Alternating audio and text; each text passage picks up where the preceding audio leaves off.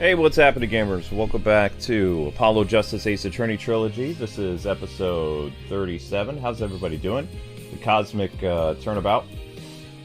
And I can't hear very well today, so this is going to be interesting. But your first like goal is 100 likes, so let's try to get the likes up for Ace Attorney. And it should be fun today. So, we had a lot of crazy aspects of the case last time. And, yep. Let's see, game selection. Awesome!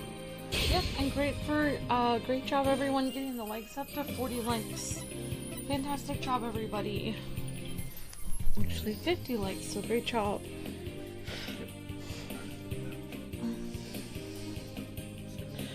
Hi Isaiah, good to see you. Hi Isaiah Carrier, hi OH. Hello Billy, hi Juan, hi Gio the Hero, how's it going? Hi Paladin Prime.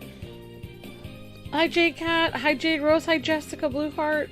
Great to see you. JS, Juan, and Princess Emmy. Hi everyone coming in. Hi Peter. And Tim Moeller and OH. Great to see you guys and gals. Was this the correct one? Did we talk to Fulbright last time? I think this is where we were. Or wait. Yeah, no. The creepy space lady. Unless, I might have loaded the wrong one. Let me double check. Records load. I kind of forgot where we left off last time, sweetheart. Episode 313. 313 questions for Fulbright. That's what it says. I'm not seeing him anymore.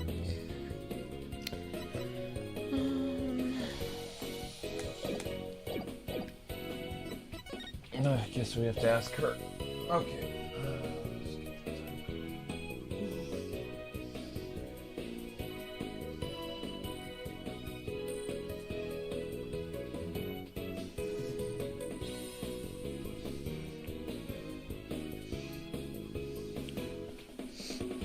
I don't know what they're calling this section. The Cosmic Turnabout. We did investigation last time, so what should we call this episode?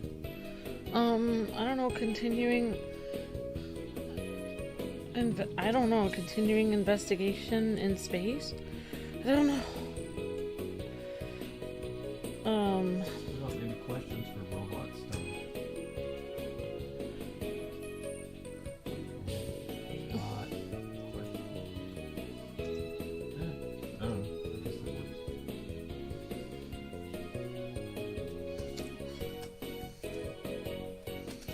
Oh yeah, because we met that other lady that was really crazy. Who was beating up on that robot. Yeah. That was mean. That was super mean. Poor robot. Alright.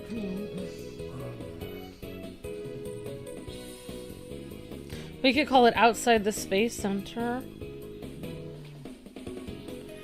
Or...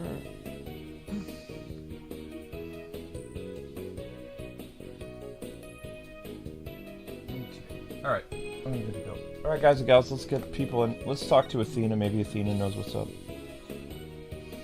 Okay. Oh. I wonder who the phantom Prosecutor Blackwell saw 7 years ago is. You don't think he's really after a ghost now, do you? Maybe it was the culprit's accomplice. Athena.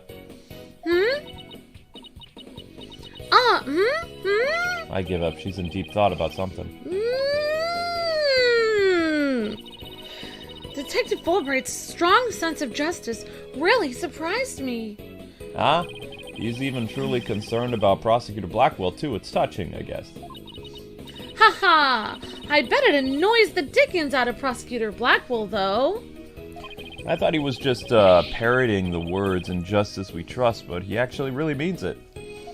I guess I should be careful to really mean it when I say objection to. You mean you sometimes say it for no reason? About that. Why would we be presenting stuff to Athena? Athena. Let's see, where were we? Where are we? Space Museum is a robot, so nothing new there. Yep. Nothing new here. Maybe we have to go back to the detention center. Yeah, maybe, Luke. Nothing at the launch pad.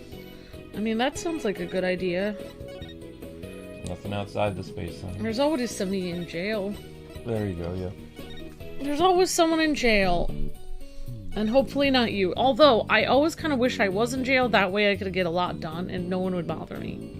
However, I think it would also be not pleasant. You know, the worst, besides getting beat up by my cellmate, I think the worst thing about jail would be the fact the food would be terrible. That would be, like, my worst thing. Hey, you went to visit Apollo in the hospital, right? How was he? He seemed to be doing pretty well. He was doing his cords of steel exercise in his room. Ha! I guess he's pretty gung-ho to get back to work, huh? He was shouting stuff like, objection, and I'm fine. Or was he shouting? No, he was yelling, "Thank you for coming to visit me! And thank you, doctor, for taking care of me!" And stuff like that, you know? I guess those voice workouts can be pretty flexible then. Notice anything, Trucy? What do you mean, Daddy? Is your attorney's badge somehow different? Did you bend it out of shape or something? Nah, it's not that easy to bend something so small out of shape, you know? Then did you change your hairstyle? Or maybe it's your suit. I don't know. Looks like you always do to me, Daddy. That really wasn't what I was asking, but... Okay. Write anything agency. Guess we'll try the detention center. Hey guys and gals, let's keep those likes up. We're where we need to be. His head even looks like that of a rocket. Rocket Man! Oh my gosh, he does look like he is a rocket! Oh my gosh, I was like, why does his hair look weird? I didn't even think about that, Luke. Oh, guys and gals, just so you know, Luke's dealing with, like, problem with his ear. It's all messed up. So hopefully, maybe he has to go to the doctor for it, I don't know. Nah, it'll pop. Sorry, honey. Has to do with how cold it was and the air conditioner was running. So, like, basically instead of the pipes frozen, my ear froze. Sorry. It feels all liquidy. Thank you, Justo Kenobi, for the super chat. Thank you, Justo Kenobi. Says, more depressed astronaut time. That's right. Woohoo! More depressed astronaut. It's like Owen Wilson as a bummer astronaut. I can't even remember Owen Wilson's. Wow. Wow, it's a rocket. Wow, it's a rocket. Wow. I'm going to space. I like Owen Wilson a lot. He seems nice. Drag out your words. Talk kind of slow and low. Ka-chow! Ka-chow. Ka-chow. He was great in Cars. Yeah. My lawyers are here. It must be bad news. Whoops. Hey, not necessarily, but yeah. We found a new witness. A researcher saw the moment of the murder through the lounge window during her escape. Really? So they're gonna let me go? Unfortunately, it was dark and she couldn't identify the person. I should have known. My stars never align just right, you know? It's kind of odd since you're an astronaut. But we got a lead, too, Mr. Starbuck. The murderer had a lighter with an Earth emblem on it. A lighter with an Earth emblem? Oh! Whoa! Did you remember something? Whoa! Uh-oh, what's going on? Yup, I sure did. Just a little bit, though. Anything at all would be a help, so please, tell us what you remembered. Now we gotta talk to this guy about everything on Earth. Hey, I thought I was unconscious the whole time. But now I remember I woke up for a few brief moments. That's huge! Do you remember seeing anything, sir? A lighter. I saw the flame of a lighter floating in the darkness. Good, good. What else did you see? What was nearby? It was definitely the boarding lounge, so it must have been Clay carried me there. In the light from the flame, I saw a dark shadow flickering. Whoa. A dark shadow? What must that have been? An alien? Wow, the third party we've been looking for. Thank you, Mr. Starbuck. You've been more than helpful. You've been more help than you know. If we can prove there was this third person at the scene and that they're the real killer, then you'll be cleared of all suspicion, Mr. Starbuck. The key will be whether or not we can identify this third person in court tomorrow. At least we have something to go on that's a big plus. I should probably tidy the evidence up before someone makes a mistake. Whoa. I should probably tidy the evidence up a bit before someone makes me for a hoarder. Irrelevant evidence gotten rid of. Now we have a glimmer of hope. I'm suddenly starving. For ramen? Why don't we go back to the office and treat ourselves to a big celebration in advance? Yatta! For someone who's highly empathetic, you can surprisingly be unsympathetic. Yep.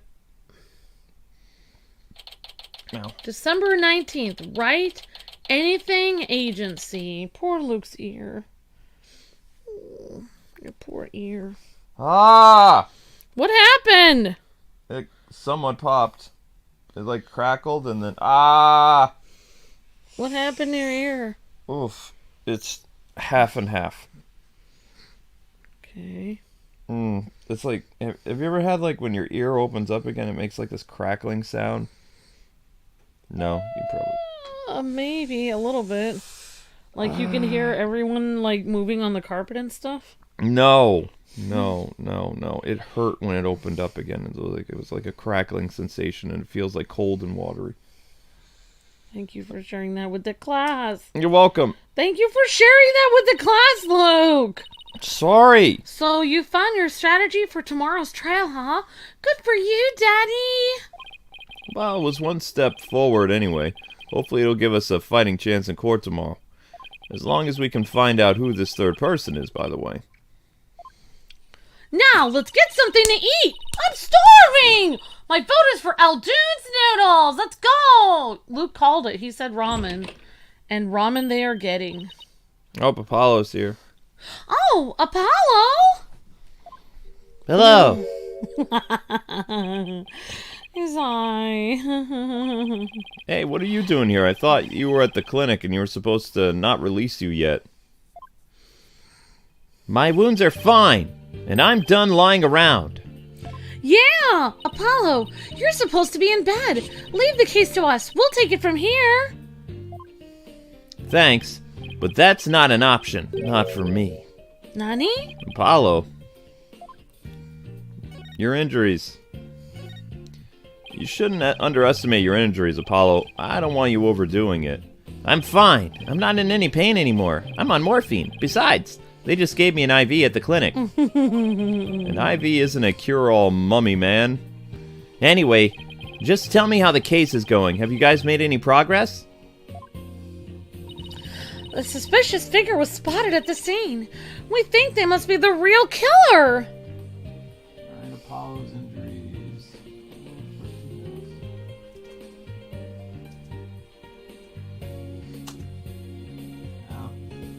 Okay, I'm fine. A suspicious figure, huh? Right. I thought you'd be happier than that. Don't get me wrong, I'm very happy. And if I truly intend to see Clay's murderer apprehended, absolutely nothing will get in the way of that. Okay.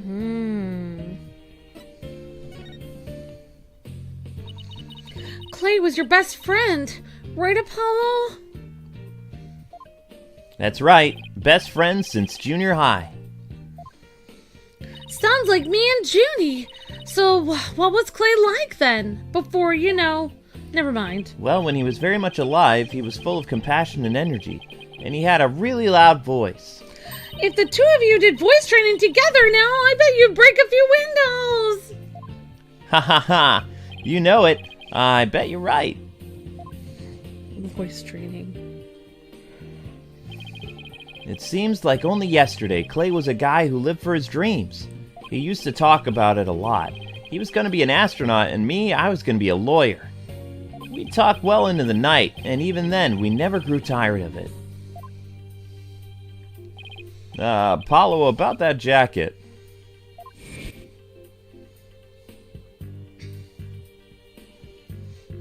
Oh, it's Clay's. I knew it. It's a special jacket that was only issued to members of the Hat Project. He was finally able to get one of his own once he was selected for Hat 2 mission. He always looked so proud wearing it. But just when his dream was finally coming true, I still can't believe it. Darn it! It's not fair!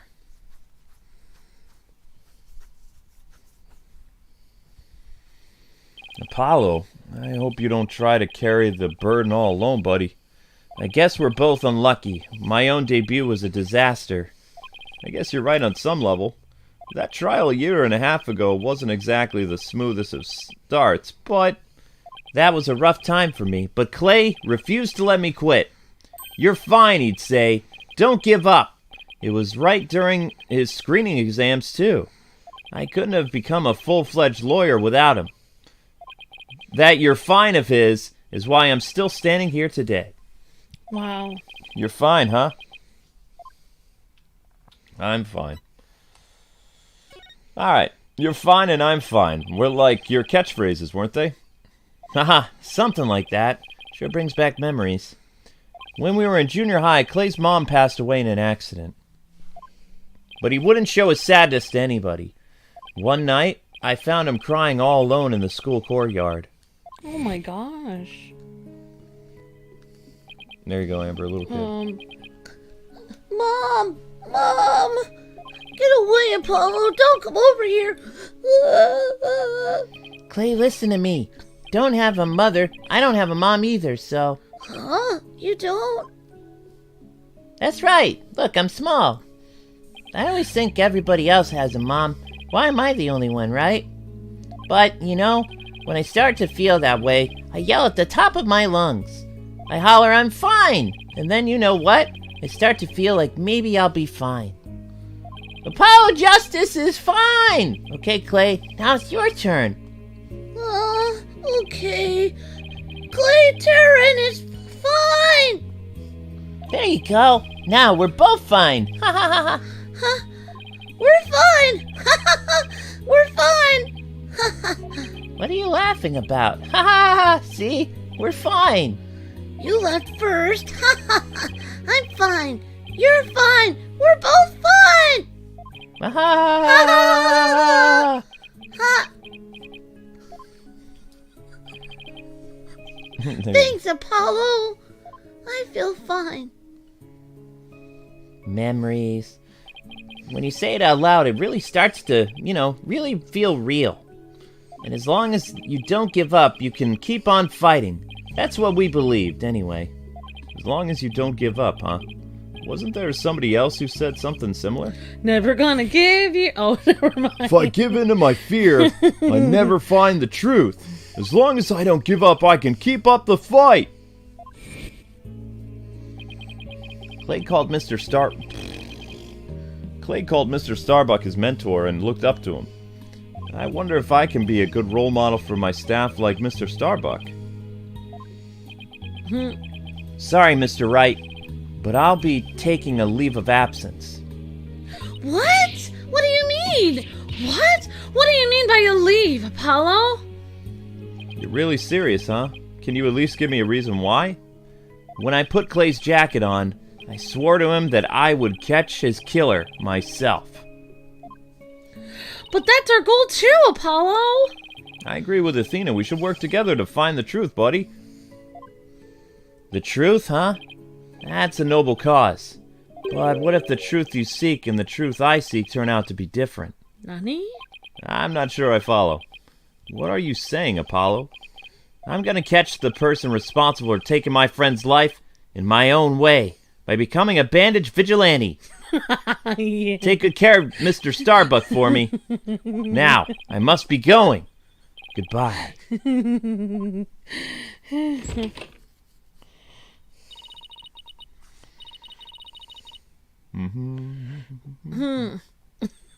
Trucy. Okay. Goodbye. Did he just say goodbye? Oh no! I sensed a lot of seething anger and hatred coming from him.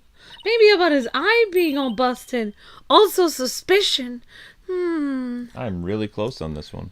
He's not walking out on us like this. I'm gonna talk some sense into him. Hold on, Athena. Apollo can believe what he wants, but I believe he's wrong. Even if we take different paths, the truth we arrive at should be the same. I think the quicker we solve this I believe the quicker we solve this case, the better it'll be for Apollo, too. Yeah, you're right, boss. All right, that's enough for one day, kids. Make sure you're ready for tomorrow's trial, okay? It's gonna be a doozy.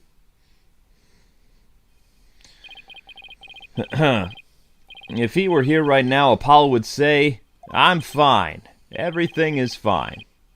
I just hope things really do turn out fine tomorrow.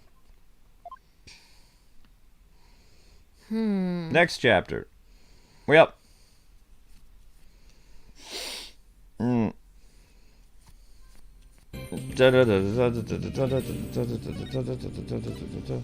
are they going to call this episode? They don't even tell us. I don't know why, but I found this gif of a cat that was tired. That's how I felt this morning. That's how I feel every day. Yeah. Yeah, this kind of reminds me because that's the way you sit on the couch. Alright, next chapter. 22.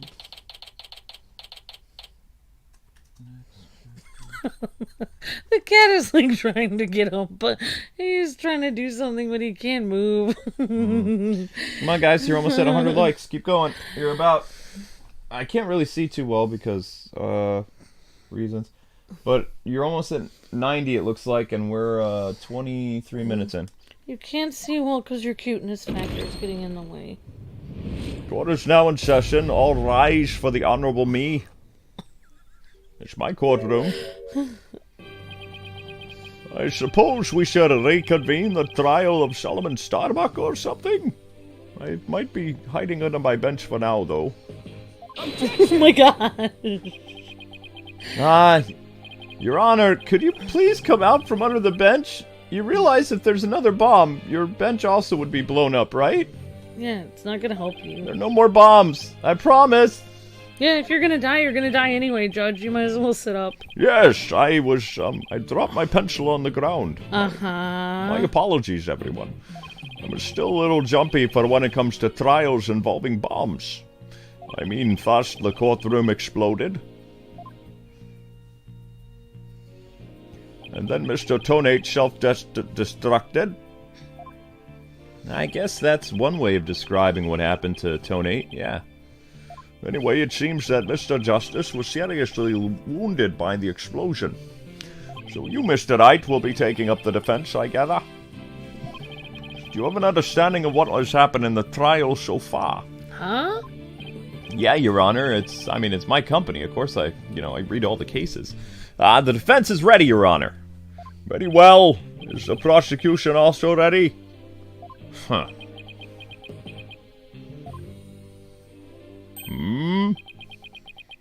I take it you'd like me to give the opening statement this time as well? Looks like the judge has become a pretty good mind reader. Actually read my horoscopes this morning. Well, he's certainly more than his fair share of he's seen his share of colorful prosecutors. You could say that he's something of a veteran of sorts. Yes, I am. Let's see. In the previous part of this trial, we learned that the victim, Clay Terran, escaped from the Launchpad 1 carrying the defendant, Solomon Starbuck. They were at explosions on the second floor of the Space Center and the rocket itself. The two astronauts used the Launchpad number 1 to reach the boarding lounge. And I'm getting to that. How could the victim climb down the ladder if he was carrying the defendant? That was the mystery that needed to be solved. Mr. Justice proves that the victim was killed in the bombing lounge. Prosecutor Blackwell, were you able to discover any new facts related to this point? I think it was the boarding lounge. You said the lounge's name was the bombing lounge. It's just I may have a little bit of trauma from all the explosions that I may end up saying bomb for certain instances because it's on my brain. The bombing lounge, yes. This is also the bombing courtroom. This is my bombing lunchbox. And that over there is a bomb! Oh, no! Okay. Upon further investigation, we discovered an oxygen tank fragment in the lounge. Surprisingly, it would appear that the Justice Dono's argument was correct. So that means the testimonies of the first 2 people on the scene are suspect. There were 2 people who claimed to be the first on the scene, but can we truly trust their statements? Let's see, the 2 people were Detective Candace Arm and Yuri Cosmos, right, Apollo? You think that one of them might have given a false statement to the police? Huh? Yeah, it's certainly possible. We might have to do a little bit more digging. And just as our team was about to cross-examine Detective Arm, well, the courtroom bombing incident happened and, well, the trial was put on hold. Did someone say bomb? Quiet, Judge. The accused, the accursed fellow, he killed my witness. He killed Detective Arm. He definitely put the kibosh on anyone asking her about what she saw. Exactly. In other words, the question of who killed the victim in the boarding lounge has once again become the main focus of this trial. It's obvious Prosecutor Blackwell still thinks it's Mr. Starbuck. Fulbright said that Blackwell has a thing against the astronaut. Nevertheless, the defense argues that there was a third person in the lounge and that's who killed the victim. Objection! To make such a reckless claim in a courtroom takes a bold man, or a stupid one. There was no third party in the boarding lounge. Or have you gone dotty already, old man? Objection! Who did he call old? We'll see who's the dotard after I trounce you with my years of experience, little boy. Oh my god. In any case, Mr. Starbucks claims he saw someone leaving the lounge. Furthermore, a Space Center employee also saw a suspicious figure at the scene. They shot a third person? That's what I said, Judge. Huh. I see my sister's been running her mouth. That's right, I almost forgot that Aurora is Prosecutor Blackwell's sister. No matter, she didn't see this mystery person's face clearly, so it doesn't matter. Therefore, there's no evidence to indicate that this person was not the defendant. I guess that's the possibility that the figure was Mr. Starbuck is still there, but in brief, we need to determine if a third person was there or not. To this end, we should hear the testimony of the first people on the scene. Director Cosmos, huh? Very well. Bailiff, please bring the witness to the stand. I'm gonna hide under my desk again until you do. Oh no. Why, I believe I've seen this person in the newspapers. Uh-oh. Of course you have, old man. I'm Yuri Cosmos, director of the Cosmos Space Station, which was, of course, named after me, Yuri Cosmos. I'm famous. Don't you have anything you wish to ask me? Looks like he's all geared up to do some bragging. 7 years ago, I successfully launched the Hat One, and... Skip to the good part. Uh-oh. Everyone already knows how brilliant you are. Even I'm trying to hold back my tears at seeing such a great man standing before me. So could you please proceed directly to your important testimony? Ha-ha! I see this fine young lad has a proper appreciation for greatness. Then allow me to begin my testimony that will be recorded in the annals of history. The speech of Prosecutor Blackwell's just now. That speech, it sounded more to me like he was poking fun at Director Cosmos. Yeah, it's probably for the best if that sailed right over the director's head. Yes, now then, Director Cosmos, the condensed version of your illustrious testimony, if you please. I'm having problems with the bombing. What I saw at the scene. Okay. I'm gonna have to go back between Sean Connery, John Cleese, my speaking voice. Whoops. There's a lot of flexing in this one. Someone has a question in the chat about their siblings. They're asking you for advice. Me advice about what? They said, Kwing from Jace in the chat. How can I get my brothers to behave? Says Jace Sunnier. I don't think that I'm the very... While I am an older brother, my sister and I are estranged. We haven't talked since our miscarriage. So it's been 6 years, I think.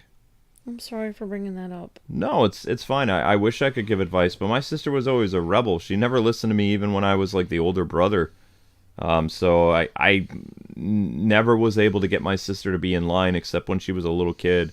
Once she started junior high, she, I guess, became like tween or something. I don't know.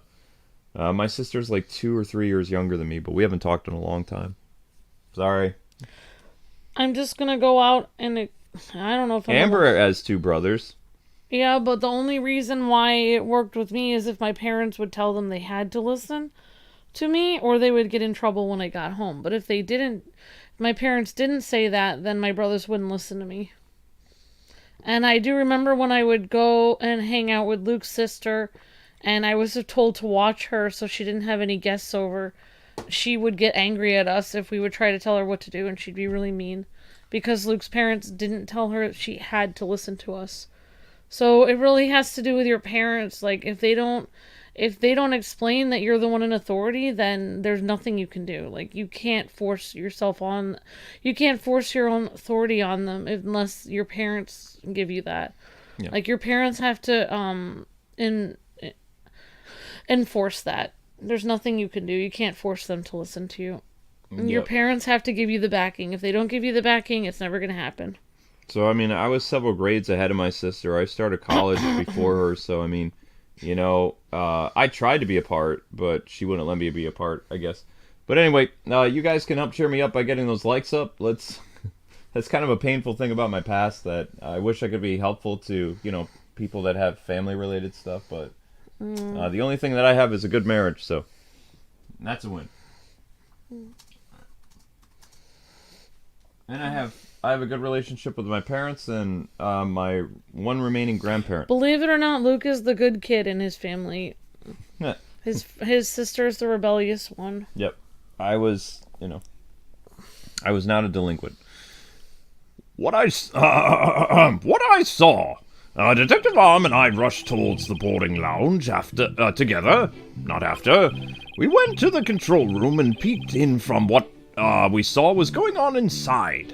We saw a figure standing in the middle of the lounge and Terrain lying on the floor. Terran, I hate to say it, but I can only imagine the standing figure must have been Mr. Starbuck. What if it was a robot? I see. So your testimony you claim. You arrived on the scene after the two had escaped from the launch pad to the lounge? And just after the victim had been killed. Oh, the horror of the humanity! But what I said is what I saw, and what I saw is what I said. A courageous action to take in the face of such terrifying explosions, wouldn't you say? To save my men, I went personally into the epicenter of danger. Risking my own life for theirs! Ha ha ha ha! Wow, what do you know? It sounds like the director really cares about his men. Yeah, though it sounds more like he was scared and just had a peek from far away. Yeah, is the defense ready to cross-examine the witness about the bombing? Yes, Your Honor. Director Cosmo's testimony is pretty vague. I'm gonna have to press him and draw out more information before I do anything else. Ooh, doing the John Cleese voice is actually kind of like hurting my diaphragm for some reason. Yeah, it probably takes a lot of breast support. Probably need to... I need to sit up. Detective Arm and I rushed towards the boarding lounge after what? Hold it! Alright, where were you coming from anyway? Well, now, the 6th floor. We were making sure there were any stragglers made their way to the 4th floor. And I was in, we heard that Mr. Starbuck and Terran had hurried to the 3rd floor lounge. Oh, on my galactic scooter here, of course. Why do you keep calling it a galactic? Does it have something to do with space? Of course, it's specifically designed to be used on galactic battleships. I see. Then I take it works in 0G too? Sadly, no. With the current state of technology as it is, I'm afraid it would just float about and be galactically useless. Well, that's galactic bummer. I see. So the rush to the... I see. So you rushed to the boarding lounge on your space-age pogo stick. And when you arrived at the scene, what did you see? We went via the control room and peeked in from there to see what was going inside. What? Hold it! Alright, let's see. According to this diagram, there's a diagram here, you didn't have to go through the control room to get to the boarding lounge 1. It looks like you could have gone here from the southern corridor as well. Yes, here in her haste, Detective Armed rushed ahead of me towards the control room. All I could do was merely follow behind her. I see. So we peeked into the boarding lounge from the control room and... we saw a figure standing in the middle of the room and Terran lying on the floor, dead. Hold it! Alright, so you couldn't see who that figure was clearly, or what? Is that what you're trying to tell me? Sadly, the only thing I could tell was that it was a person standing motionless. Defendant no doubt staring aghast his deed. What other explanation is there? I'm so close. But without evidence, I can't prove that the person's a third party. I don't relish in this, and, my beard hair. I hate to say it, but I can only imagine the standing figure must have been Mr. Starbuck. Oh, wow. Aurora Blackwell saw a suspicious figure in the lounge, but she gave the statement that it was too dark to see the person's face clearly. Did you see this figure's face clearly? No, not clearly. The lighter they were holding illuminated the area around their feet at the time. But other than that, I could see very little else. That's why I could see Terran, but I couldn't see the other person, who they were. So all you know is it might not have been Mr. Starbuck, is that correct? Ooh. I would like to believe that. Starbuck isn't the type of man who's capable of murder. Objection! When the witness entered the boarding lounge, there was no third person there. Isn't that correct, Great Space Center Director? Yes, that's right. Only Starbucks and Terran were there by the time. After we peeked in, the lounge suddenly went dark, and the figure vanished. You mean that they disappeared? That's odd. I think it was a robot. Oh, wow. I think that it was a robot that could have been programmed by two people. Could have been programmed by like the Yuri Cosmo, or it could be Blackwell's sister. Yep. That's what I'm thinking. Like, if somebody... there was no other person that they saw there, and we've seen humanoid robots. I think that this whole thing is either Detective Arm is the killer, or a robot's the killer. That's where I'm going with this case now. You mean they disappeared? That's odd. Objection! Huh. The reason the figure appeared to vanish is because it was the defendant, you fool. When the witness weren't looking, he fell to the floor and feigned unconsciousness. Hold it! Hold on a sec. Director Cosmo, did you ever take your eyes off the scene? Just for a brief instant, but as long as it takes for shooting a star to go by? If you took your eyes off the scene, then this third person could have escaped during that time. But what escape route could this person have used, Phoenix? You act like a detective sometimes. The direction opposite the control room, the southern door to the elevators, Your Honor. There's no security lock on that door, so it would have been possible to escape that way. Objection! Huh. All things are possible, right, Dono? The real question is, do you have any proof? Well... Huh. If we're just talking possibilities, we could each profess whatever we like. An inmate who used to be a university professor and lunar researcher used to say that there is a kingdom of little green men who live under the surface of the moon. As long as they don't punish us in the name of the moon for what we've done to it. Sailor Moon reference. But I say, where's your proof that this quaint kingdom exists? He's calling your theory a work of fiction, boss! I'm aware, and he's right, I don't have any proof yet. Still, the southern door was possible escape route. I'd better make a mental note of that. Here's the one named Sailor. Director Cosmos, may I ask you a question? Yes? Why did you look away from the boarding lounge? Ha! There's actually another tale of bravery behind the answer to that.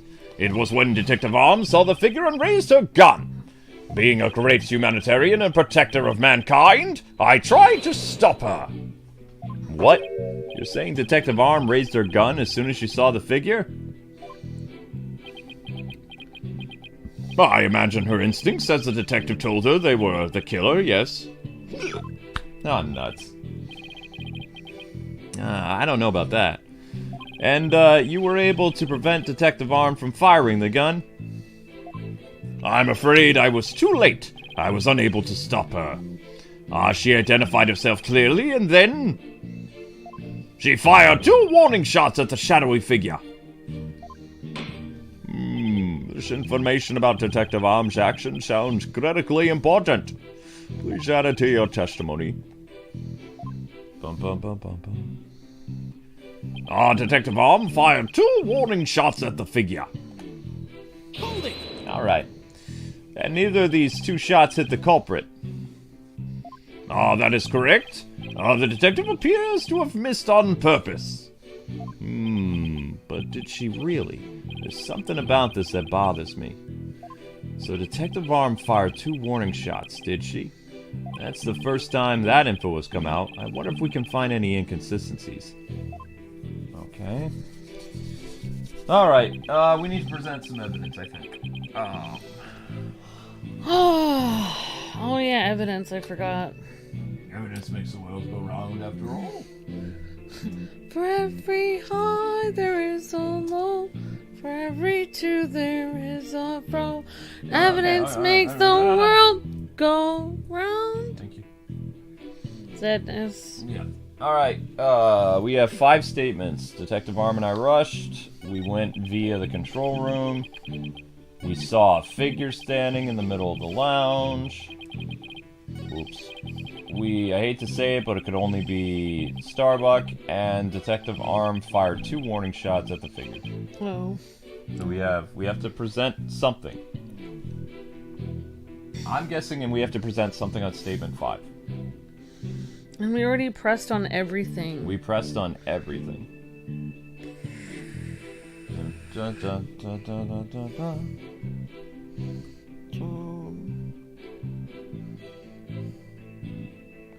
He said Detective Arm fought 2 warning shots.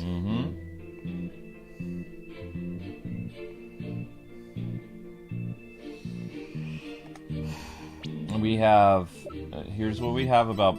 We have a tiny bullet. Okay. We have a bullet hole.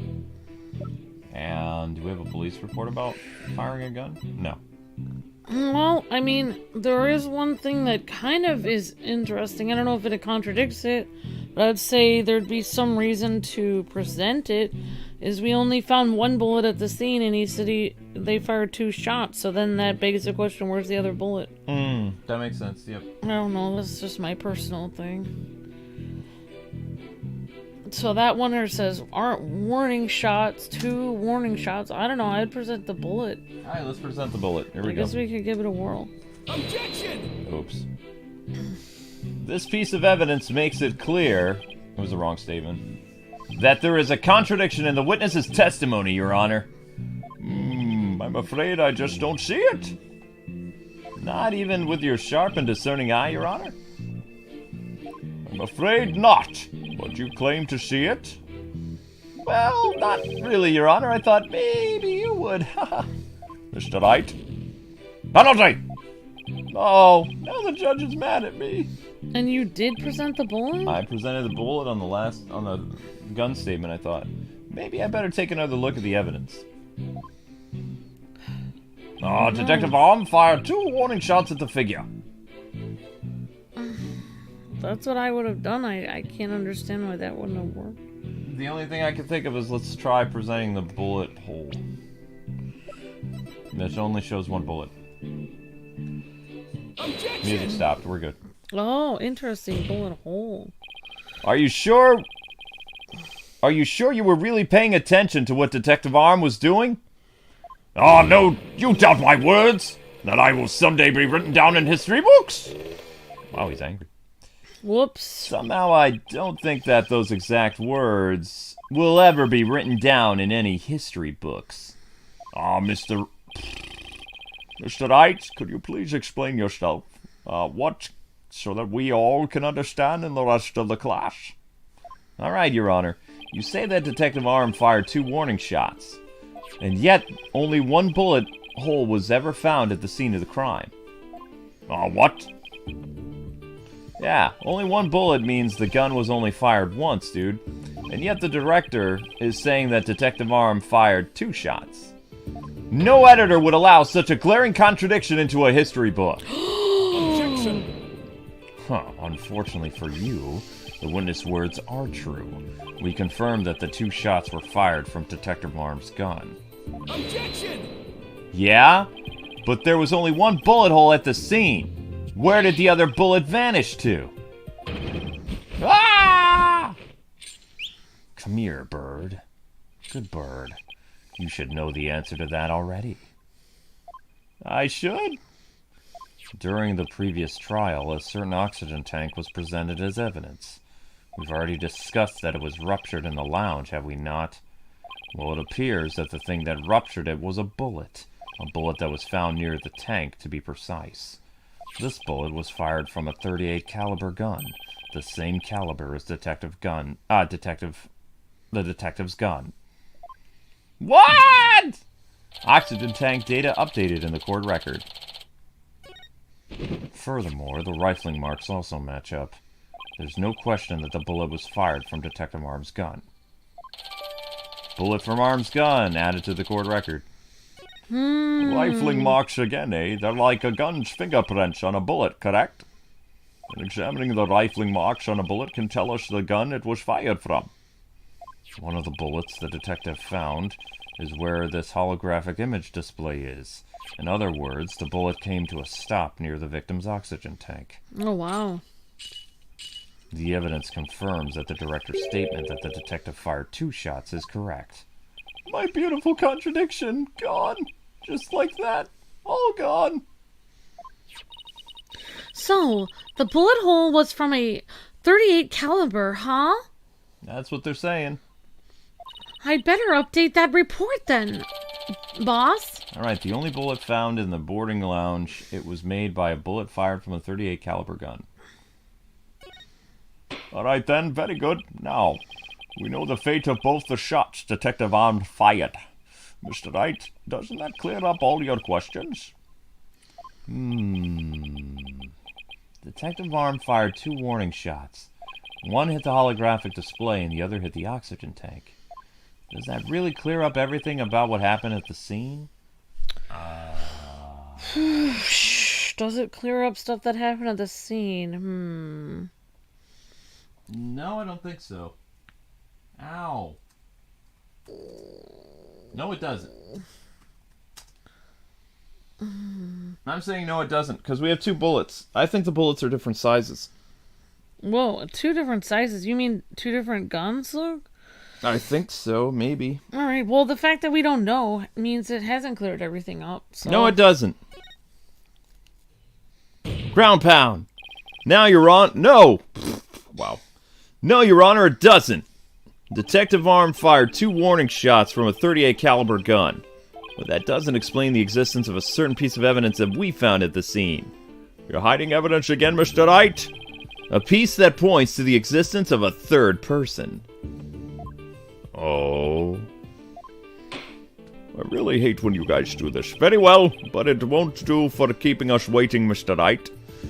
What piece of evidence suggests the possibility of a third person at the scene? It would be the tiny bullet. Oh yeah, there was another bullet, I forgot. Take that! And what is this metal pellet supposed to be? Just a little something of great importance we found at the crime scene, Your Honor. You found it where? In a floor gutter at the scene of the crime. It looks like the police and prosecution both missed it. Furthermore, this is a 10 caliber bullet, making it much smaller than one of Detective Arm's .38 caliber rounds. Then that means... Exactly. One more person must have been there in the lounge. So there was an exchange of fire with two people shot. So there was 2 gunshots. They just came from 2 different guns. That's my guess. All right. Exactly. One more person must have been there in the lounge. And the third person who had a gun that could fire a 10 caliber bullet. Oh wow. Yeah. A tiny bullet. Maybe that was the robot. And if that's true, it explains why Detective Arm fired a warning shot. The third person fired at Detective Arm and Detective Cosmo with their gun. And in return, the detective fired her warning shot. Isn't that how it really went down, Director? Aha! It looks like you've deduced my miraculous tale of survival. Yes, you're absolutely correct. The mysterious person fired upon us. What is this now? Didn't he just change his testimony? What? You never breathed a word of any of this to me before. Aha! Well, all great men have secrets or two, don't you now? Foolish old geezer. So Director Cosmo really has been hiding the presence of a third person all along. Alright, Director Cosmos, I want you to testify to the court about what you really saw. This time make it be the truth. You may very be a great man, but in my courtroom, you're just another witness. You won't receive special treatment here. Now please give accurate testimony, or I'll hold you in contempt. Alright, what I really saw at the scene. Yeah, I don't know. I don't even remember anyone mentioning Sailor Moon. I've been sharing the video and stuff. There was a Sailor Moon reference. Oh. Yeah, I mean, it doesn't bother me. As long as nobody makes me watch the show, it's completely fine. Or as long as no one buys me a Sailor Moon blanket or a Sailor Moon sweater. What happened to that Sailor Moon blanket anyway? It's been missing for a while. We have to find that blanket again. Oh, I don't know what happened to it, Luke. I guess it just must have disappeared. Detective Arm and I rushed to the control room together. In the lounge, we saw a figure standing in the middle of the room and tearing on the floor. We were in the control room to the east when the figure fired at us. Blip. Given that there was no third person in the lounge when the witness entered it, does this mean the person who fired the gun had been the defendant? No, not necessarily. It's still possible that it was someone else. Most likely, as soon as Detective Arm and Director Cosmo discovered this person, they escaped through the southern door, the one that didn't have a security lock. Objection! Double-edged swords are a tricky lot. Mishandle one, and it is you who will be cut down. Huh? Your reasoning could apply if Spaceboy were the killer as well. Think about it. After being discovered, he could have fired the 10 caliber gun. Detective Arm would have been responded by firing 2 warning shots. All he had to do was feign unconscious to prevent the possibility of a third person. Then where's the gun when he was arrested? Didn't they arrest him right away? Like when they found a gun on his person? Also, we didn't find a gun thrown in that room anywhere either. So there's some holes in this. But Mr. Starbuck didn't have a gun in his possession when he was found by the police. Nor has a gun been found at the crime scene. Thank you, Phoenix. Its absence can only be explained if there was a third party who took it with them. Objection! Recall the existence of a trash chute in the boarding lounge. The defendant could have simply thrown the gun down the chute. Objection! But you can't deny the possibility of a third person leaving with the weapon. Objection! It's up to you to prove that possibility. And trust you haven't forgotten my little piece of decisive evidence. What evidence? Why, the detonator switch that was found in Mr. Starbuck's pocket, naturally. The most compelling evidence of all that tells us he's the culprit. Oh, I did totally forget about that. Look, your baldness, how deliciously obvious it is that they lack the evidence to rival mine. Uh-oh. Oh, wow! He sliced our third-party theories to ribbons and served it to us like that! Ah! It's very interesting that Athena barely has any lines when she was basically the star of the last game. Oh well. Yes, well, I have a question of my own, actually. The bullet that the mysterious figure shot, what did it hit exactly? It hit me! So does this mean you're a ghost? Whoa. I was wondering when you would realize it, your baldness. Director Cosmos is an authentic, bona fide ghost. He can even pass through walls. What? Ah! Prosecutor Blackwell, shame on you for teasing the nice old gentleman judge! Huh. Your baldness, it was all in jest. Please show yourself again, or I'll bomb this courtroom. What do you say about bombs? Are you sure? In that case, when you're my age, you get closer to death, so you think you see ghosts everywhere. Now, how did you manage to survive being shot, Director Cosmos? Aha! I'm glad you asked. It was a miracle befitting a great history-making figure such as myself. The bullet hit my glorious Medal of Honor, whereby it ricocheted, thus saving my life. What? Well, that's incredible. Oh, that's right, Don. Space Ghost. Coast to coast. He's Space Ghost. Yes, a space ghost. That's unbelievable. I have to check this out. Oh, wow, boss. Look at that. There's one extra Gaiaxa star. The odds are literally astronomical. I guess it really was a miracle. It's beginning to really feel like the Cosmos is watching out for Director Cosmos. Why did you conceal this information, Director Cosmos? A great man such as myself has to hide things on occasion, no matter how much it hurts. It is the plight of a truly great. It was the plight of the truly great. It may be hard for this generation to understand, mind you. I don't know, but it sounds fishy to me. What else is he hiding, boss? Now, let's just cross-examine him and see what we can find out, Kay? Okay. Now, Mr. Wright, your cross-examination, if you please. Yeah. I think this guy is a robot. What? I think he's a robot! He's not a robot. I think he is. Otherwise, how do you explain how he got hit by a bullet and he's still alive? He's a robot. It hit his metal. You can see it from here. Oh. It ricocheted off the metal. I mean, it literally has an indent. Like, you can see it as clear as day. See how the stars are all colored in? 3 star. There's 4 stars. They're all supposed to be colored in. The 1 star has a little dip in it. It has a dip in it from the impact of the bullet. So Okay, alright, sorry, I kind of missed that part. I mean, it's an interesting theory, but wrong! Maybe he's an alien, says Don. Okay, there... I think he could be an alien or a robot alien. An alien cyborg. Or he could be a ghost! Space ghost! No. Detective Arm and I rushed to the control room together. Hold it, fool. We've already heard all about that part. Don't you have anything new to share with the rest of us? Well, let me see.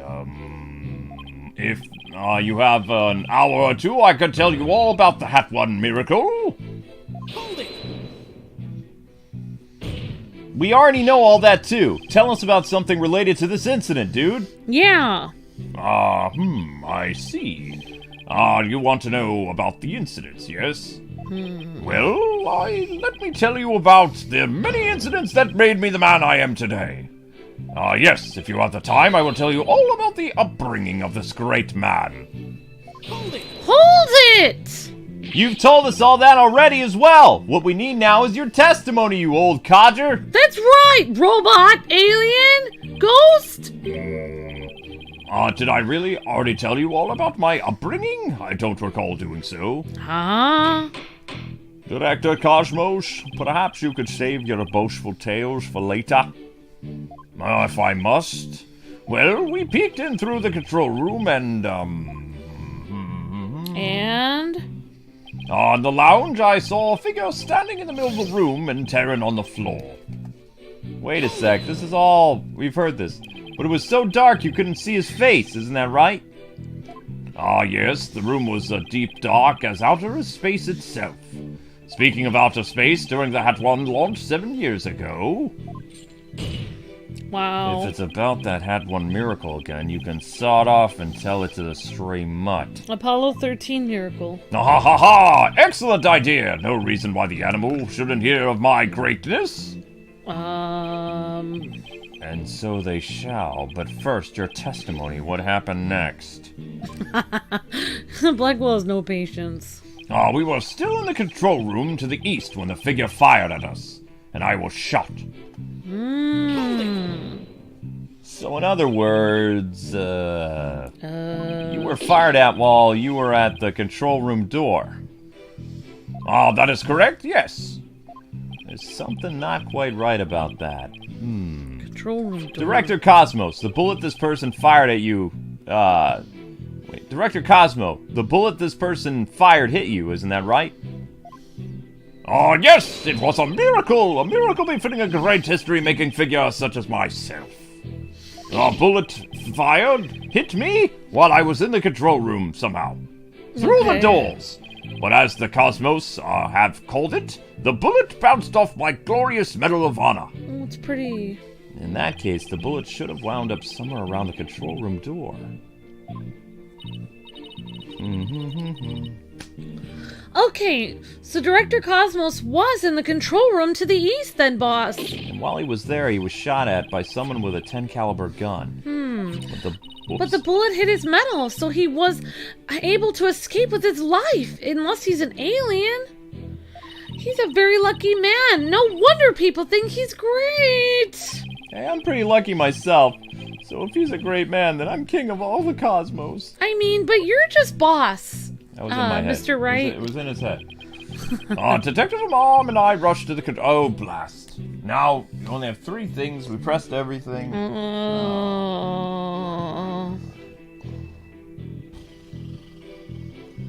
Well, let's see. We were... I think we need to present the bullet. One of the bullets. I don't know which one. Probably the tiny bullet. Maybe. And we oh, wait. Maybe present the... Yeah, the bullet from the other person, but I don't know which gun was from who. Wasn't the tiny gun supposedly from the assailant? I guess. I guess we can try one of the bullets, and if it doesn't match, we could always try the other one. Bullet, yeah. I guess. Alright, tiny bullet. Yeah. Objection! Hand slam! Director Cosmos, I believe you're telling this court a great, glorious lie. A great man like me tell a lie? Have you ever heard of such a thing in all of history? Yeah, history's told by the winners, old codger. Now, my accusation is based on the positions of the people who were in the lounge. According to your testimony, you and Detective Arm were near the control room door. And the mystery figure was standing in the middle of the boarding lounge. If, as you say, the figure fired the gun at you from this position, then the bullet would have traveled in this direction. Bloop. Bloop. However, we found the 10 caliber bullet here. Okay. Oh! Right. So the trajectory and where the bullet was actually found contradict each other. Director Cosmos, where were you really when you were being shot at? Whoa! Liar! Liar! Ladies and gentlemen, I present to you the human merry-go-round. Objection! Huh. Don't tell me you've forgotten already. Didn't the witness himself just tell you the bullet hit his metal? Of this, there's no mistake. Objection! But in the case that the bullet should have been found near the east side of the room. Yeah! I think I said that right. Are you trying to say that you can explain this inconsistency? Yeah, that's what I'm saying. Can you? Of course. I didn't think so. What? Oh, great Director Cosmos. Oh, yes? Is there something you'd like me to expound upon? You were in fact in the control room to the east, were you? You were looking into the lounge from the door to the south, is that not right?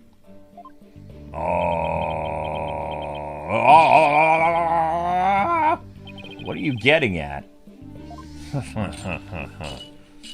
Use your own brain.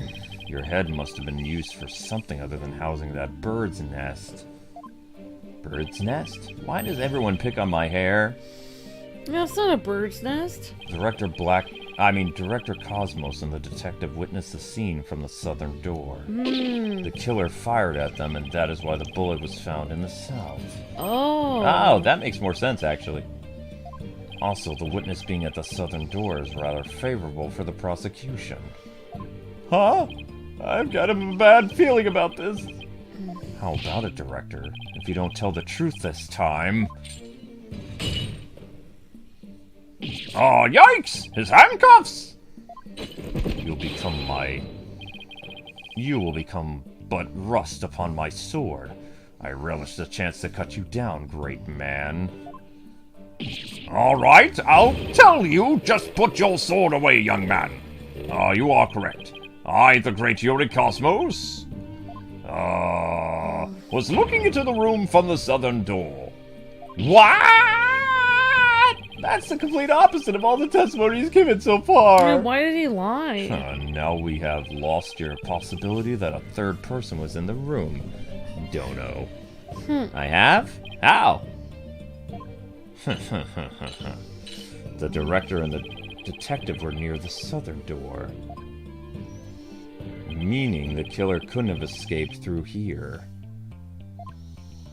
The western door required print recognition. The corridor beyond was filled with smoke. The only escape route left was the eastern control room door. And the only way to get through there was with the Director Cosmos' fingerprints. In short, there would be no escape from any third person had been the one. Haha.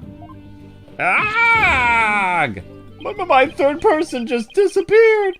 Like in one of Trucy's magic tricks. Oopsies. Whoopsies.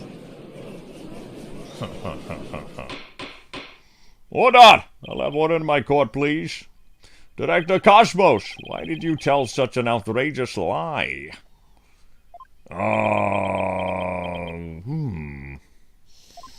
You were covering for the defendant, isn't that right? Yes, it was all for the love of my men. If I said I was in the Eastern Control Room, It would mean the culprit could have escaped through the southern door. It would have meant that there could have been a third person. All I wanted to do was protect Starbuck. I said I was in the control room to invent an escape route for a third person. What a convoluted lie. Was he really covering for the defendant? Oh, this seems weird. It looks like we've come to a conclusion. That the defense argument, the possibility of third person, has crumbled into dust. No! This can't be! It's over. Yikes! The judge is about to hand down his verdict. I think Phoenix, think! This is the perfect time to try and turn my thinking around. The third person had no way of escaping the scene. Then what if one of the people at the scene was this third person? Well, shh. Wait, what if the whole premise is all wrong? Director Cosmos said that he and the detective Arm rushed to the scene together. But what if that premise isn't true? What if one of them reached the scene before the other one? Nani? And if that person entered the lounge, then they could have been the third person. What? The defendant is the only one who could have killed the victim and shot the director. There doesn't appear to be any room for argument against these claims. I will now render my verdict, No! which is... Objection! Objection! Please wait, Your Honor. There is still one possibility we haven't thought of. Oh, if this better be a good one, Mr. Wright, because I need to watch my soap operas. There is only... You can tape them, Your Honor. There's only one person who could have escaped from the scene of the crime. And that person would be the first person who arrived to the scene. Then, upon entering the boarding lounge... What? The second person to arrive came via the southern door, and that's the first person fled from the room, using an escape route that was accessible only to them. Very well, let's hear more about this theory. Who is this person who could have escaped from the boarding lounge? We're gonna blame the old man. Oh boy. Wait, he was the third person?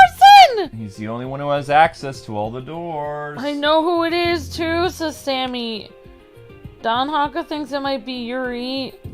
Sammy says I know who it is.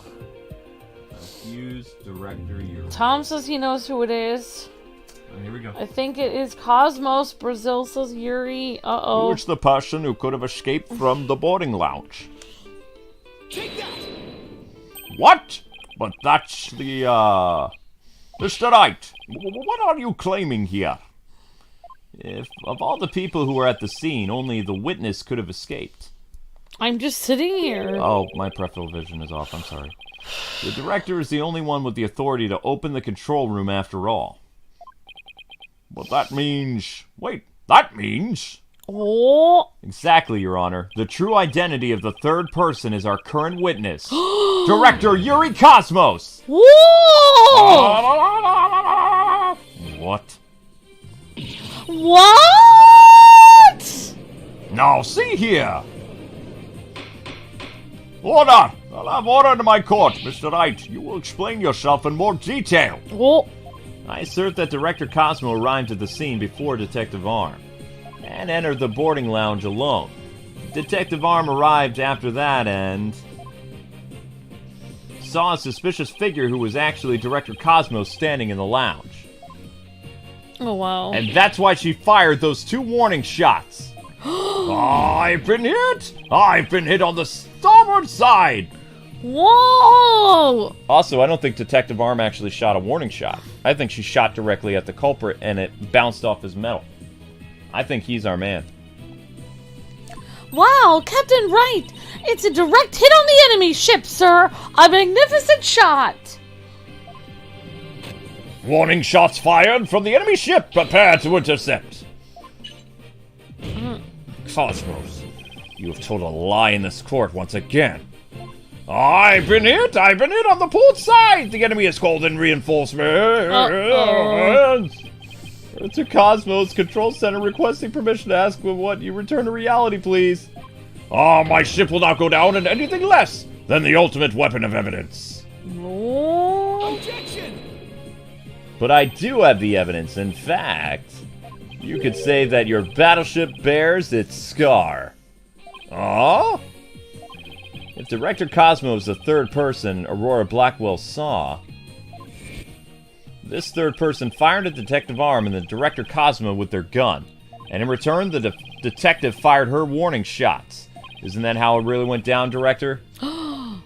Aha! It looks like you've deduced my miraculous tale of survival. What? Yes, you're absolutely correct. The mystery person fired upon us.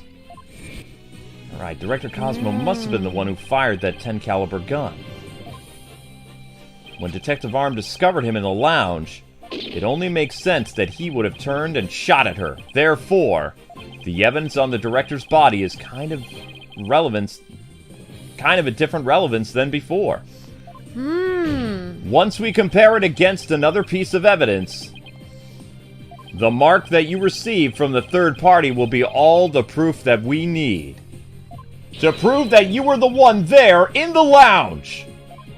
Oh, brace for further impact. Comparison against this piece of evidence will prove that you are the one that was in the lounge. Well,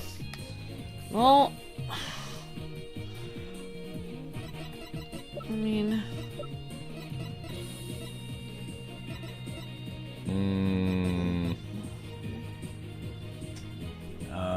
Oh, so if okay. So he's got a dent on his metal, right, Luke? Right. So maybe the impact from the bullet from whoever shot him would be this match the dent on the thing, on his thingy, on his metal. Like maybe they could find a match with it that it impacted. So you're saying one of the bullets is the size of the hole that's on his metal?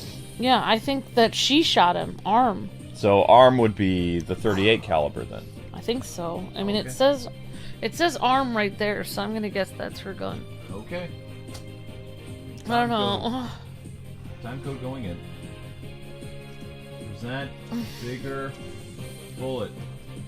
Big bullet! I'll take big bullet for 300. Here we go. Alright, guys and gals, good jobs on the likes. Your next like goal is 135. 135? Come on, Luke, we can do better than that. No, you said 135. That's fine. Just tell me, just let me know what it is. Don't stop believing. Alright. Comparison against this piece of evidence will prove that you were the one in the lounge. Well, bam! The 38 caliber bullet found at the scene of the crime didn't hit the oxygen tank. It hit Director Cosmo's metal. If we have that ricochet mark on the metal analyzed, I'm sure the caliber will match up. And if that mark proves to be from a 38 caliber bullet, it will prove that you are the third person we've been looking for. Oh, the bridge is destroyed! Losing altitude, all hands abandoned ship! Is that true? Then what about the bullet that hit the oxygen tank? It was the 010 caliber bullet. In other words, it was the bullet fired by Yuri Cosmos. Isn't that right, Director? What? Oh no! You've got it all wrong. Oh yes? What? The engines have started again? It's a miracle I'm not going down yet. Witness, stop this at once and confess the truth already. Then the truth shall set you free. If you don't want the history books to say that a great man was a great liar, then accept your fate and tell the truth, sir! are you giving me orders? Me, the great Director Cosmos of the Space Center! Not in this courtroom. But the cosmos revolves around me.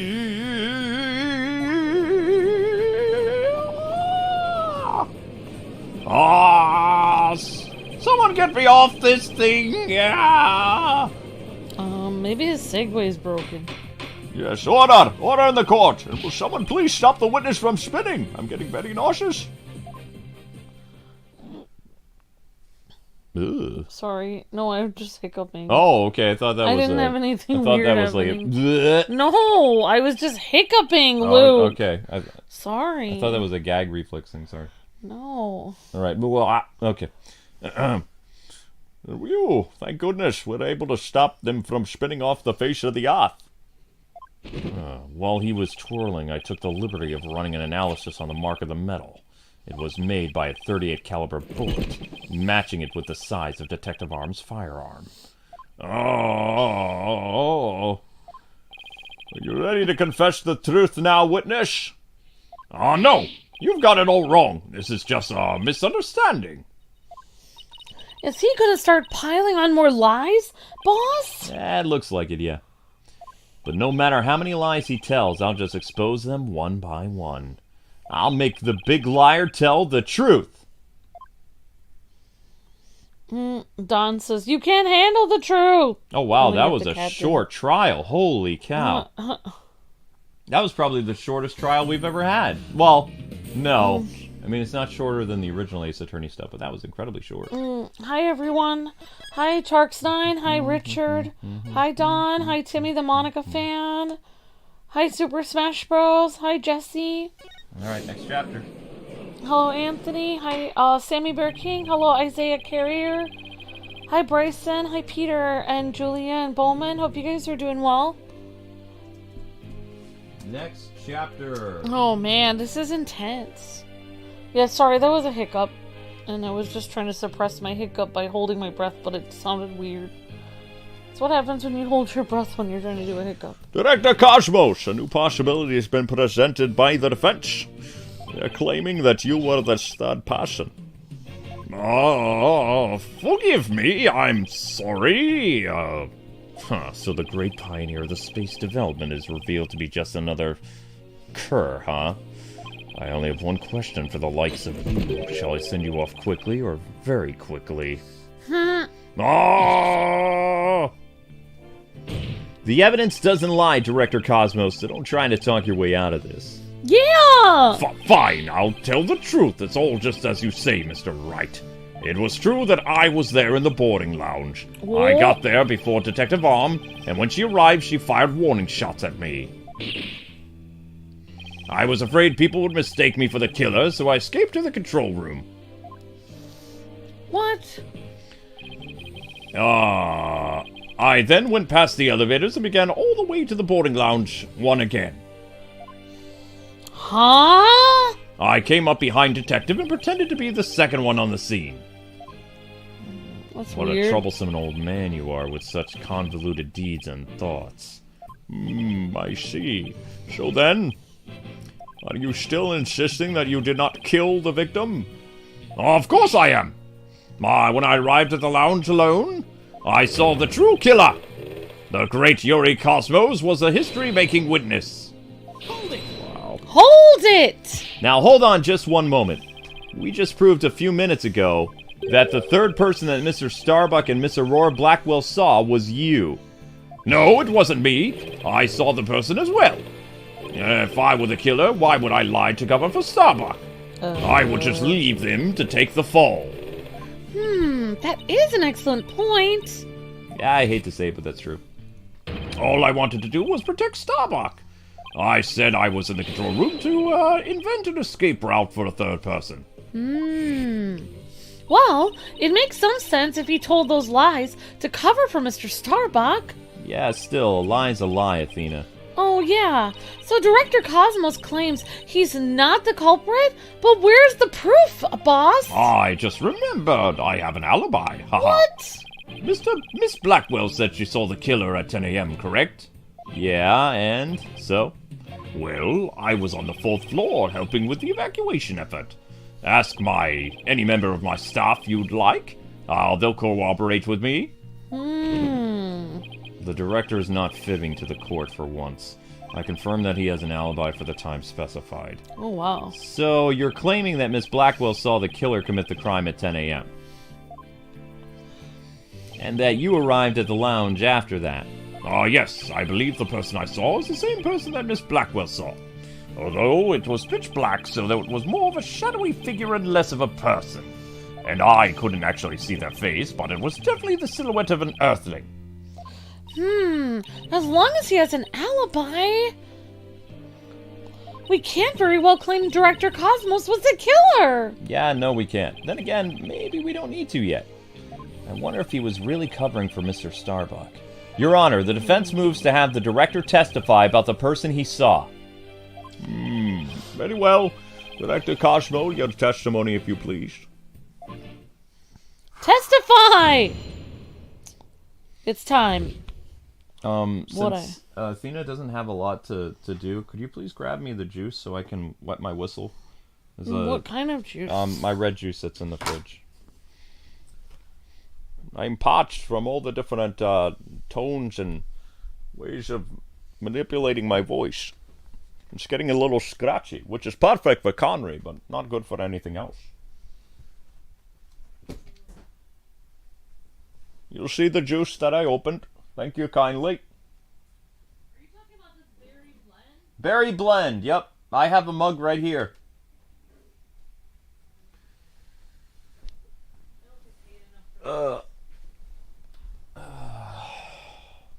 Well, you guys want me to do girl voice? Oh, and thank you, Sweet Pea. Is this what you want? Yep. Thank you. You're welcome. Alright, more of the trial. I need to get the vacuum cleaner in here. Alright. Now, what I really witnessed. Okay.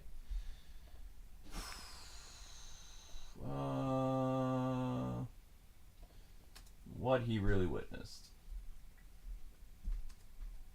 Was it 26? 26. That's a question mark. What he really witnessed. Okay, here we go. Alright. What I really witnessed. As I tried to enter the lounge, the true killer inside fired a gun at me. I had to avoid getting shot. But when I tried to get another look, they had vanished into thin air. Huh. I was near the elevator side and, well, the launchpad number 1 door. And the control room door would have been shut tight to the killer. Uh-huh. So you were shot at by the killer as well, and then they disappeared? Yes, though luckily no harm came to my glorious body. Unfortunately, the bullet hit Terran's oxygen tank. I know because I heard the pang that must have been the sound of the tank that had been ruptured. Wait, but I thought the bullet hit his metal. That was Detective Arm's bullet, remember? Right. What a mess this is turning into. Let's see. Director Cosmos is claiming that when he found Mr. Terran and his killer, the culprit shot a 10 caliber bullet at him. Right. But actually, Mr. Terran's oxygen tank ruptured it. And then the killer disappeared, and the director went into the boarding lounge. When Detective Arm caught up and fired those warning shots at him, judging by his medal, it looks like one of them almost took him out too. Good summary, but that doesn't explain where the mystery killer went. Director Cosmo, I was wondering if you could elaborate on when the figure disappeared. I'm ashamed to admit I tried to hide myself when I was shot at, but, bullets. When I peeped back into the lounge, the real killer was gone. I rushed into the lounge straight away to investigate. But, what I found was Terran with a knife in his chest and Starbuck out cold on the floor. So you have the culprit who vanished from the machine and had no escape route. Vanished without a trace. It's truly like one of the great mysteries of the cosmos. Could use the garbage chute. A riddle of the ages indeed. But I'd rather know how a fibbing leech such as you can be lauded as great. Our great man is always misunderstood in his own time. But he must remain true to himself, and even if those around him don't quite understand. Wow, this might be the first true statement he said all day. But how do you suppose this person managed to vanish so suddenly? Simple, because it was Spaceboy himself. When he was spotted by the director and Aurora, he quickly feigned unconsciousness. That would certainly take all the mystery out of the idea of a vanishing culprit. I want to raise an objection, but I don't have any counter-evidence. Director Cosmos, when you saw this person, did you also see Mr. Starbuck on the floor? No, because it was dark as a black hole in there.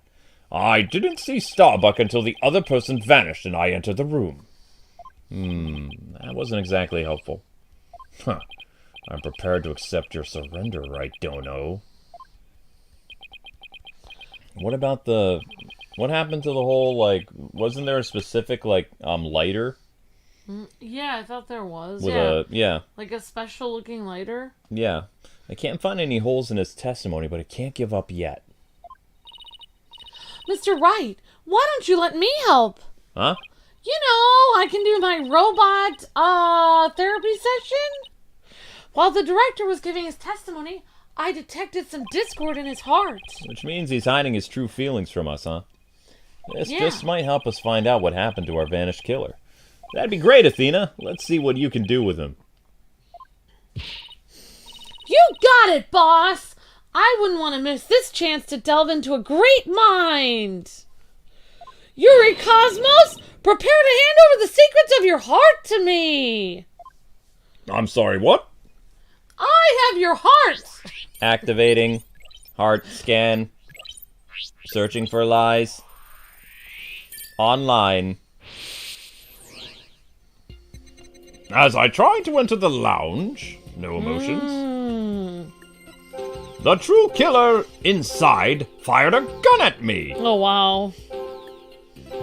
I hid to avoid getting shot. Wait, how did you avoid getting shot by the killer if it was so close? Yeah, that doesn't make any sense. But when I tried to get another look, they had vanished into the air.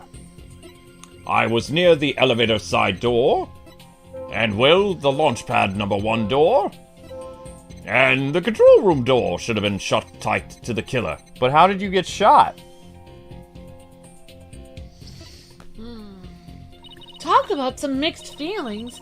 He must be trying to account for a number of contradictions. Mr. Wright, maybe this time we shouldn't just look for contradictory emotions. We should also look for emotions that should be there but aren't. Huh? I guess I shouldn't be surprised that this mind is a convoluted place to be. Okay, I guess. He must have felt very shaken and distressed at the time, you know? Was someone shooting at him, or him shooting at other people? Let's focus on the fluctuations in his emotions. See what we can uncover. What do you think, boss? As I tried to enter the lounge... Okay. A true killer inside fired a gun at me. Alright, it would make sense he would be sad and surprised. Why would he be angry, though? I mean, somebody's trying to kill you. I mean, I don't know. I mean, I guess I would probably say angry.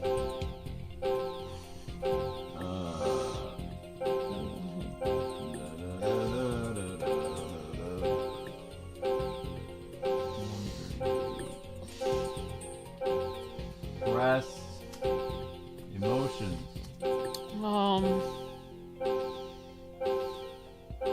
Okay. I want to know why he's angry. Okay.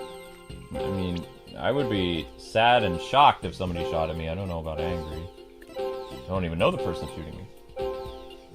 What if the person shooting you was someone you hated, then you would be angry? Yes. If it was somebody who If you were Skeletor and it was He-Man shooting at you, you would be angry. He-Man doesn't use a gun.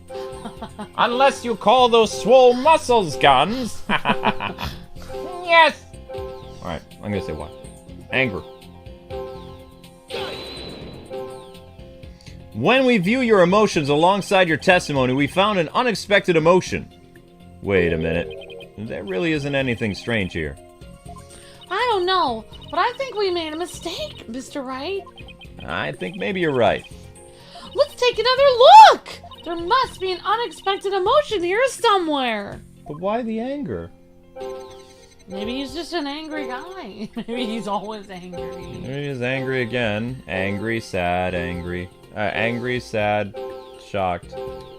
Oh, that's When I gotta look around, they vanished into thin air. Wouldn't you be surprised if somebody vanished into thin air? I would. But he's not. He doesn't have any emotional. He's like, sup, somebody vanished into thin air, whatevs. Maybe he knew they could vanish. Maybe he was the one who vanished! You must have thought it was very strange that the killer vanished into thin air. I did. That kind of thing doesn't happen usually. And yet at the time you barely registered any shock at the occurrence. What? Why, are you, I can only think of one reason as to why you weren't surprised by the killer's vanishing act. You must have had a good idea of where they went, isn't that right? What? No, of course not. Oh, that's preposterous. Only I can enter the control room. And, the area beyond the launch pad door was filled with smoke, making it impassable. As for the southern door, I was standing right there. So there was nowhere for the killer to run to. Maybe, or maybe not. You went into the room to check on Mr. Starbuck and Mr. Terrain, yes? What if the culprit took that opportunity to silently slip out through the southern door? I highly doubt it, as you recall, right after I entered the lounge. Detective Arm came rushing towards it herself via the southern hallway. Anyone trying to escape through there would have been caught by her. And yet the director wasn't surprised the killer vanished. So you're absolutely sure there was no escape route for the culprit to use? It's working, boss! One more punch and it'll be a knockout! There seems to be one more emotion that's at odds with his testimony. Go get him! Alright, back in the Matrix it is. Time to pinpoint our way to victory. Matrix. Alright, so he's back The in mood matrix. The matrix of your emotions.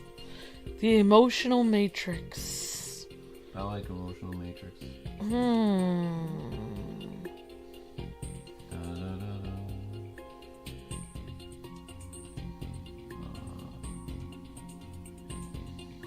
Okay.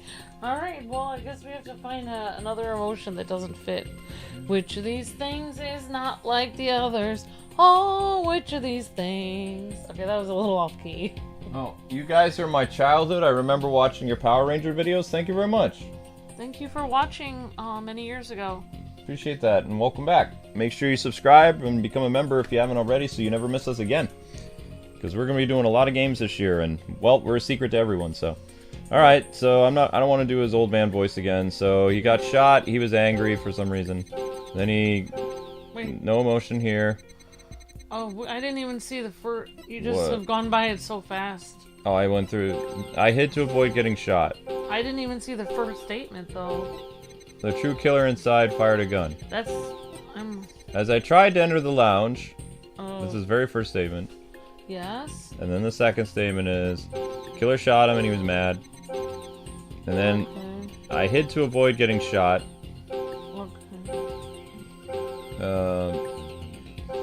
Okay. I don't think a Segway could move faster than a bullet. But when I tried to get another look, they had vanished into the air.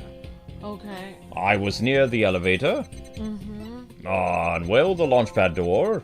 And, of course, the control room door should have been shut tight to the killer. Okay. We have... How many statements? 1, 2, 3, 4, 5, 6, 7. There's 7 possibilities of... There's no emotion here. There's an emotion for the door. It's sad. He's sad for the door. There's no emotion for this door, the elevator side door. That shows, very interesting, I think it's a robot. I really think it's a robot because look at that door. That door opens to humans and robots. Yeah. I think a robot. I think this is a sci-fi case. That's my theory and I'm sticking to it because if they were looking for a person, this is just me theorizing, and Detective Arm rushed to the southern corridor, right? She probably wouldn't even think twice if she saw a robot leaving the area. Yeah. Yeah, so I think a robot did it. Okay. I'm bookmark this and come back to that. We're supposed to go through and find another emotion here? There's no emotion here. There's emotions here again. Angry, sad, and surprised.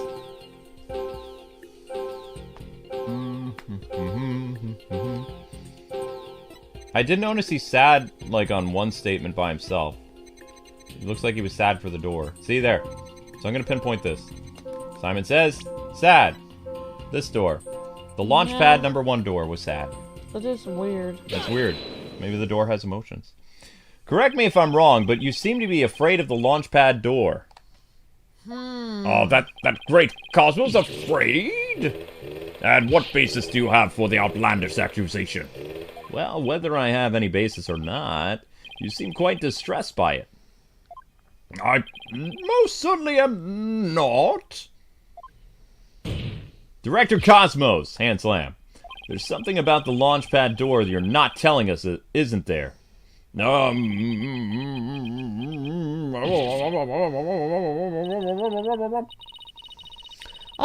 wow, he's speechless. It looks like you hit the nail on the head, boss.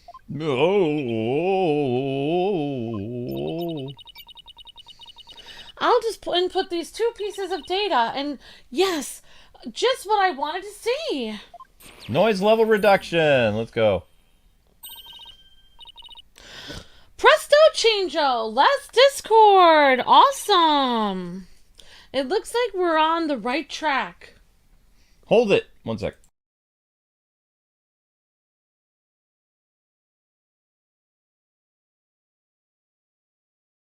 Alright. I had to cough, and you guys didn't want to hear that, probably. It was gross. Okay. Why are you like this? Why am I like what?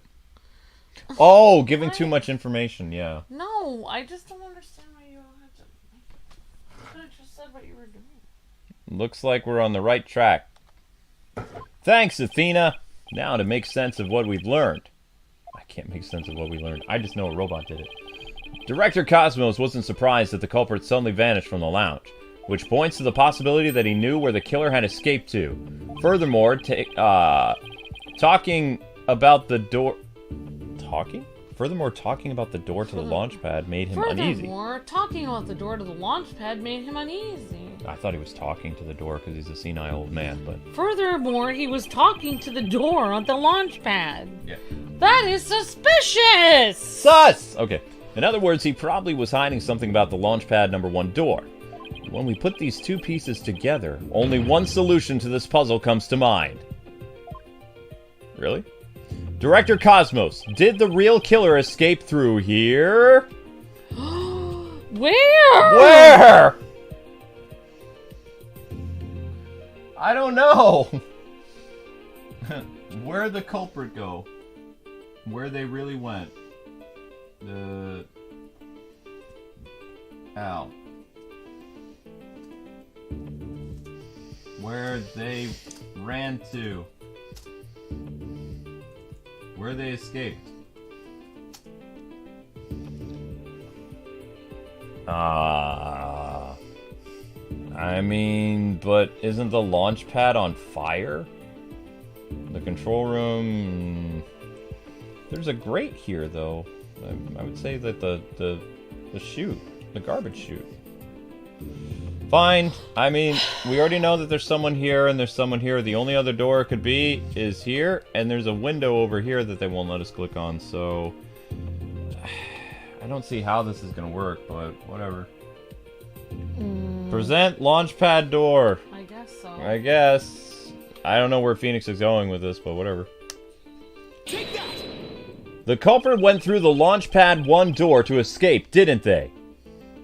Yes. I mean, no.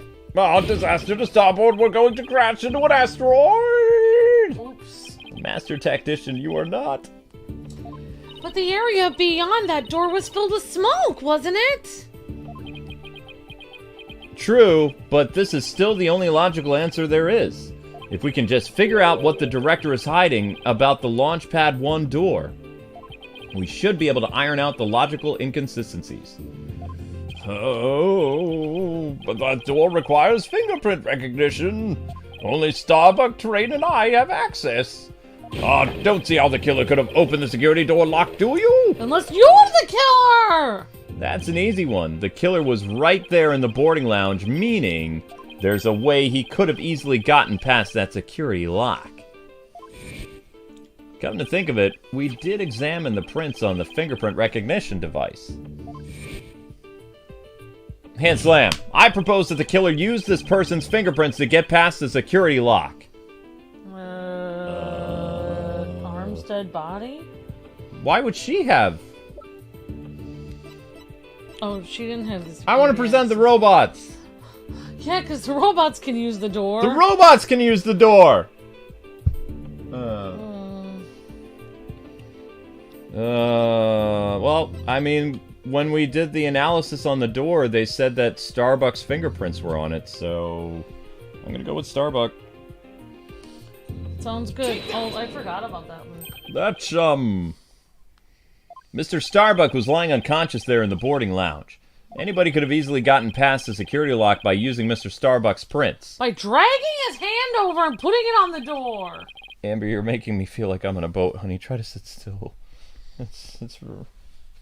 So you mute the microphone to cough, but you don't mute the microphone to say that to me in front of everyone. Interesting. I'm sorry. I'll remember next time. Okay, that's what Cloud said. He was going to remember not to kill Tifa next time.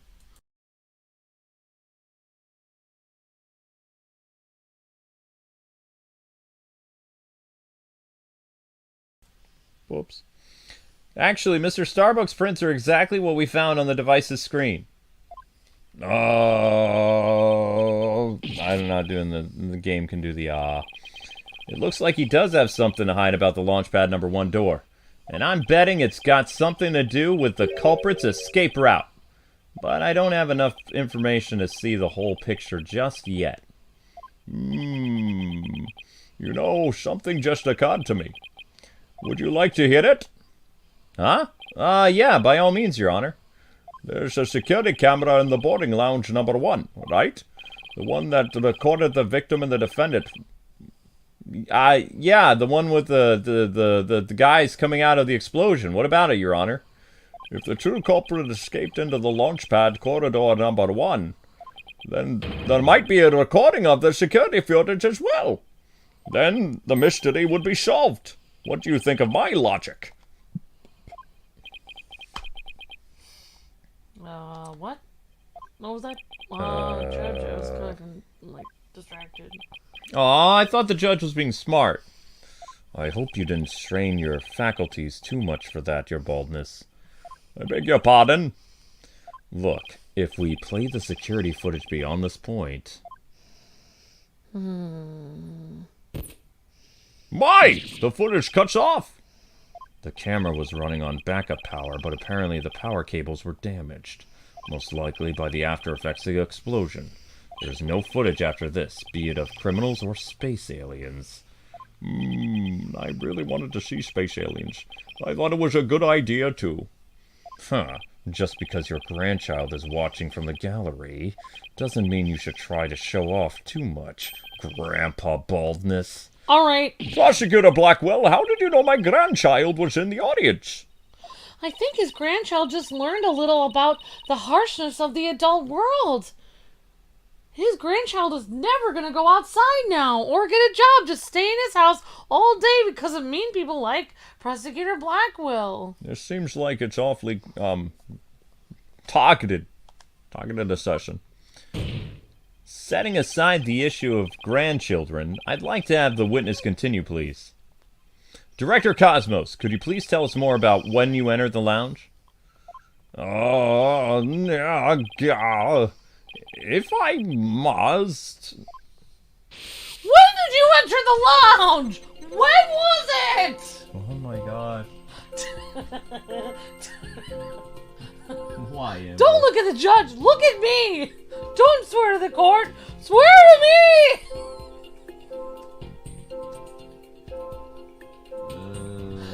New emotions? We have some questions and we want them answered immediately. What time did you have breakfast this morning? I didn't. What kind of socks do you have on?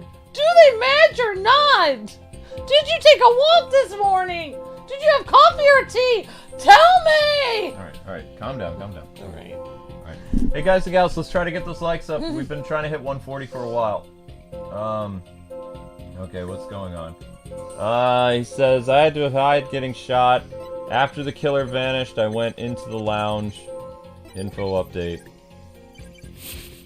That's when Detective Arm appeared from the elevator side. Yay! Hello, Detective Arm! And then the detective shot me! Hello, dead man. You see, the killer could have only escaped to the launch pad. What do you think about Director Cosmo's emotional response, Athena? Actually, my cat is really sick, you know. What? Oh, I'm very sorry to hear that. Wait, what does it have to do with anything? And on top of that, my dog just doesn't seem to want to play with me. Why are you telling me all this now? Just humor me, okay?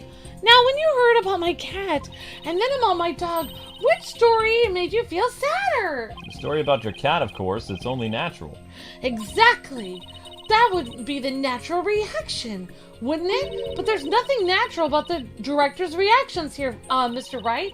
I think how each individual reaction changes across the whole testimony will be the key. Sounds unnaturally complicated, but that somehow doesn't surprise me. So many staples. Is that blood? I don't think so. Alright, I hid to avoid getting shot. After the killer vanished, I went into the lounge. Lounge is good. Just to get a snack. I went in to get me some snowballs. So then she's Snowballs like, from the vending machine.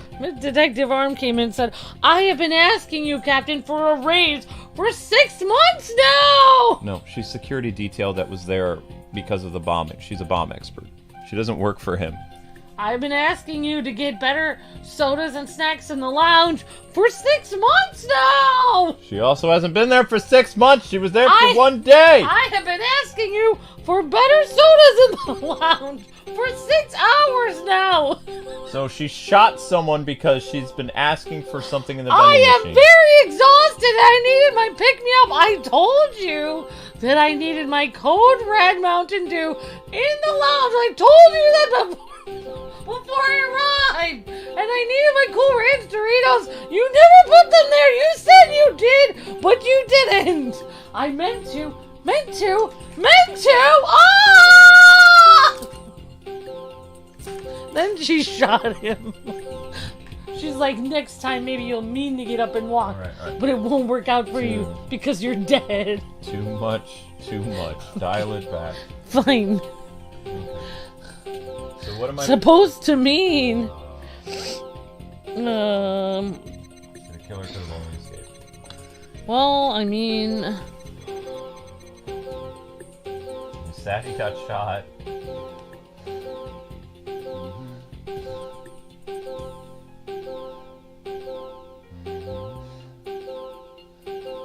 oh, we have to notice the changes in the emotions. Huh? Okay, he's very surprised here. Not angry at all. And here he's just kind of surprised.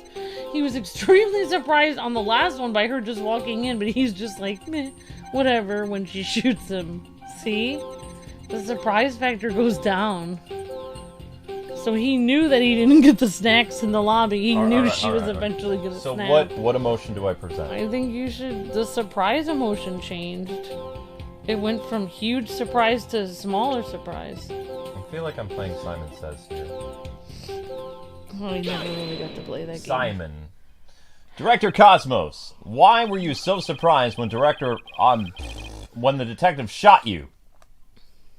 Isn't that a bit unnatural? He knew he had it coming because he didn't replace the snacks in the lounge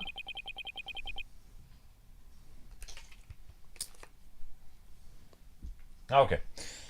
Sadly, even great men such as myself have ordinary human feelings. Our bodies are bound by the forces of gravity and emotions. Even a great man such as myself experiences surprises on occasion. Yeah, I'm sure you do. But my real point is not the fact that you were surprised, but rather that you were surprised. What you were surprised by. Pardon me? Yeah, I'm lost. First, you were surprised when Detective Arm found you in the lounge. Very normal human reaction. And just after that, you were, of course, again surprised when she shot at you. But considering what you were surprised about, a strange phenomenon occurs here. What? Director Cosmos, what is strange about your surprise reaction is that you were...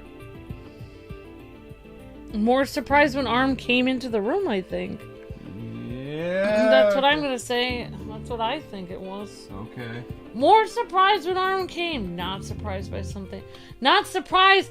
That you were not surprised by the fact that people were angry about you not refilling the snacks. That's what's really annoying here. You were asked several times to refill them. No ad lib, you make this drag on longer. So more surprised she came. Yeah, it was more surprised, like, oh, I didn't know you were here, and then she's like, I'm gonna shoot you. It's like, that's fine. Chosen death. I'm not really surprised by that, but I was surprised to see you. I'm not surprised that you're shooting at me, though. Shocking. It's just another Tuesday. More surprised with being shot! Sure, you were surprised when the detective shot at you, but the surprise you felt when she found you in the lounge was much greater. Oh, please stop spitting. The fact that you were more surprised by simply being found than being shot at suggests to me that you were conflicted about whether it was you... Suggests to me that you were conflicted about whether it was you were doing... What? Whatever it was you were doing there! There should be a comma! Suggests to me that you were conflicted about whether it was you were doing whatever it was you were doing there. Should be a comma after about. It breaks up the sentence. It's just this is bad translation. I think it should say, suggest to me that you were conflicted about what you were doing there. You don't even need to say whatever it was. You can just say what you were doing there. Okay. That makes more sense. Suggests to me that you were conflicted about what you were doing there. Yeah! Okay, that works. We're gonna have to send that edit to Grammar! Oh, the enemy has acquired a new weapon! They're grammar Nazis! Commence Operation Hide Under Your Desk. Oh! Please just tell me I finally sunk his battleship. Noise level 30. We're still not done with this one. Whoa. Boss, I'm getting less Discord now. That must mean we have more therapy to do.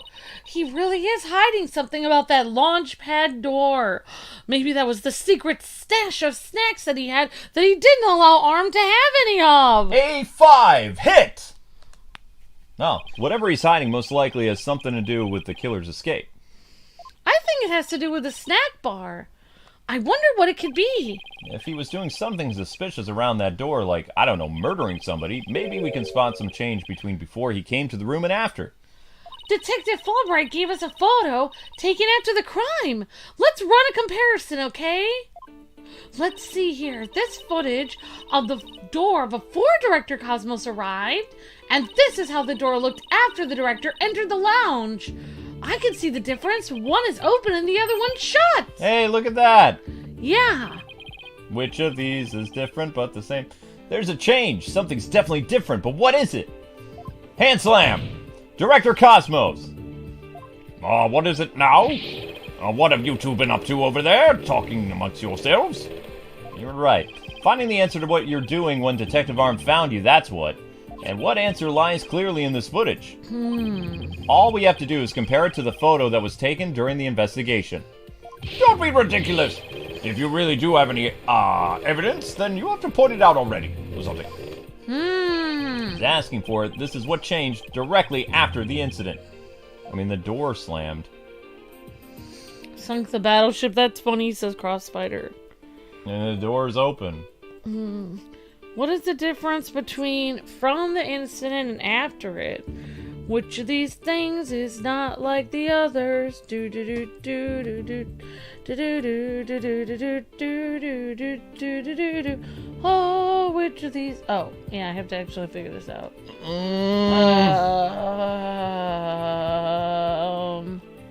What is the difference between the doors? Well, there's two people in the doorway. There's an oxygen tank. There's an open door. Na, na, na, na, na. Oh. Well, supposed to... There's a fingerprint machine. There's a thing over there. Isn't there like a scanner thing? Something that... Oops. Take that! The answer is this knob. Wait, it is? Maybe. Oh, that's, Your Honor, please take a look at this footage. By Jove, I think I got it. Oh, the knob is twisted different, maybe. Yes, I meant to do that. It wasn't completely by accident. Let's see now. Looking at the CD-ROM. Oh. Take a look at the knob next to the launchpad door. It's like a Where's Waldo situation. So they turned on the stove to make ramen. No, it's not that type of knob. Oh. Take a look at the knob next to the launchpad door. As you can see, it's horizontal. Yes, it is, isn't it? However, when we investigate the scene of the crime yesterday, the knob was vertical.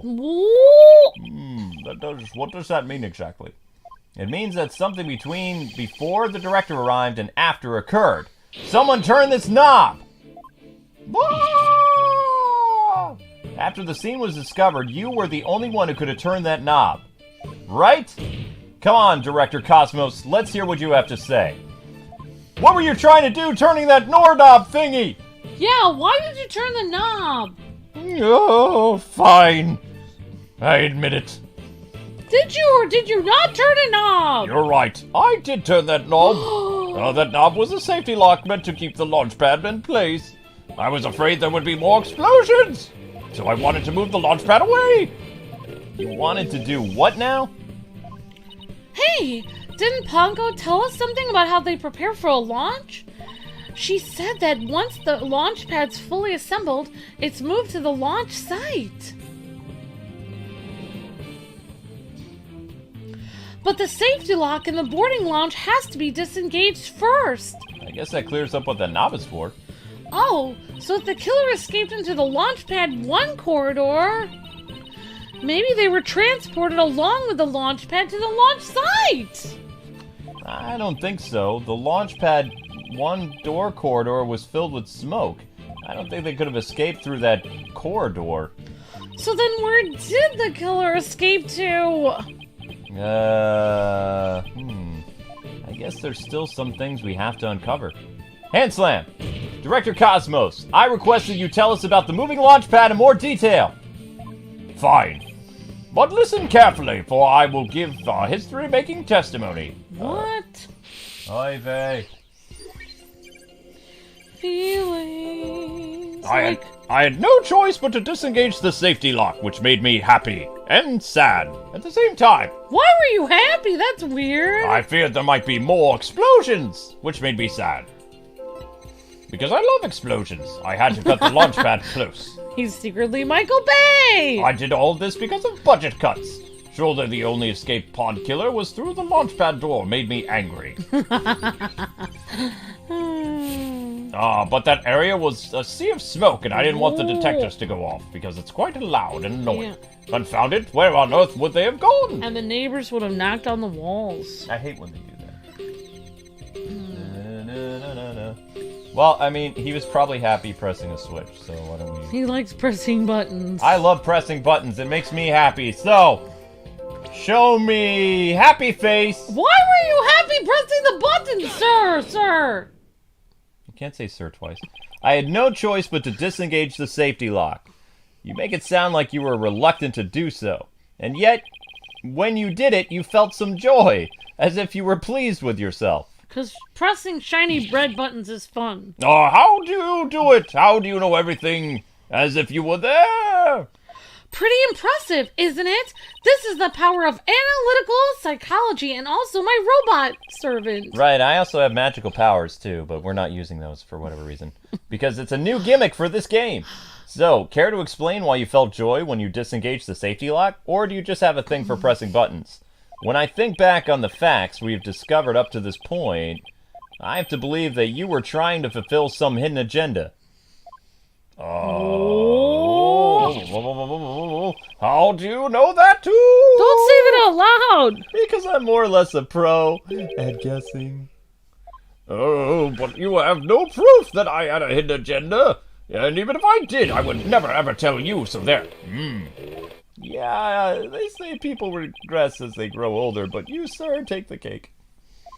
And now you doubt a man with such great intensity, intelligence, and integrity? Silence. This is utterly ridiculous. You, a man of integrity? Don't make me laugh. You've laughed before? Prosecutor Blackwell, what came over him all of a sudden?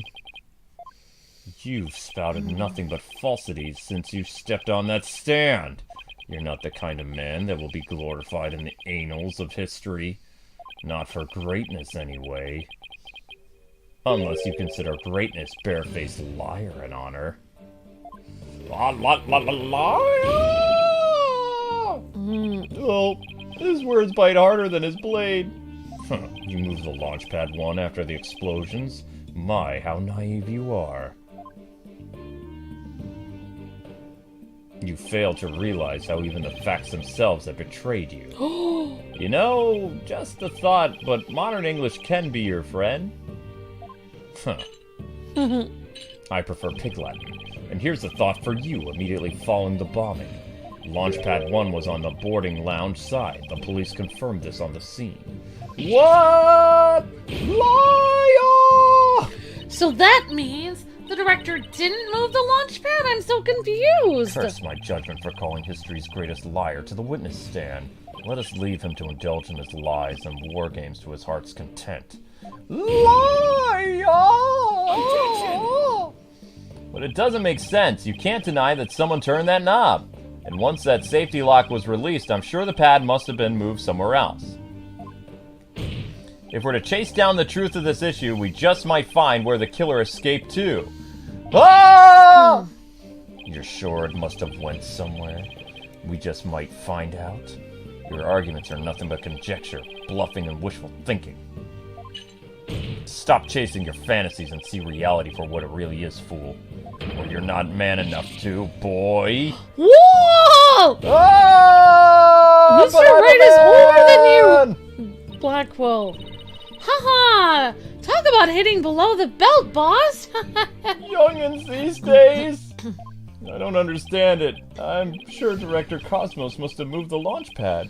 The knob was definitely turned after we came to the lounge, but after the launch pad is right where it's supposed to be. Ugh. Man, wait a minute. Maybe I have it all backwards. What if the director turned the knob not to move the launch pad away, but to bring it back to where it was supposed to be? What? What are you blathering about now? What if the launch pad was at the launch site before the incident, and then after the incident, Director Cosmo moved it back to its usual spot? All he had to do was turn the knob to call the launch pad back. And it would be right there when the police found it. Ah! Oh. Oh, this is stupid. You made him a sigh like Mr. Starbuck! Was what I said really that off base? It pains me to have to explain how wrong your own logic is to you, however, I will have so much pleasure doing so. Our great liar turned the knob after he discovered the crime scene. Indeed, the pad existed beyond the lounge when our Astro Wonders made their escape. The fact it was recorded for posterity on the filmless film. Oh, right! So, to reiterate, you're an idiot. Stop chasing your fantasies and see reality for what it really is, boy. Ah! Get a grip, Mr. Wright, and focus! We know the launch pad must have been moved, you know what I mean? But our deductions and actual facts of the case are in a direct contradiction to each other. Who cares? Maybe the two astronauts never actually boarded the rocket at all! This footage could be fake, taken with body doubles after the incident or something, like the moon landing! On second thought, that's too far-fetched, even for me. Take your conspiracy theories and kick them out the door with yourself. Have you ever noticed there's no wind in the Ah! There would be wind on the moon! There would be some kind of atmosphere! Ah! Silence. Never actually boarded the rocket? Hey, wait a minute! Maybe, just maybe... Huh? Prosecutor Blackwell, what if I told you that the two astronauts never set foot inside the launch pad area, but instead went into another place? And what if when the director moved the launch pad 1 back, it was not from launch site 1, but from another place? What would you say then? Cut the existential bull, or I'll cut you. How's that? Mr. Knight, will you explain yourself at once, because you sound like a crazy person. I know I'm right. It's all the other way around from the beginning. Very well, Your Honor. Let me explain. Director Cosmos' reasoning for moving the Launchpad 1 was...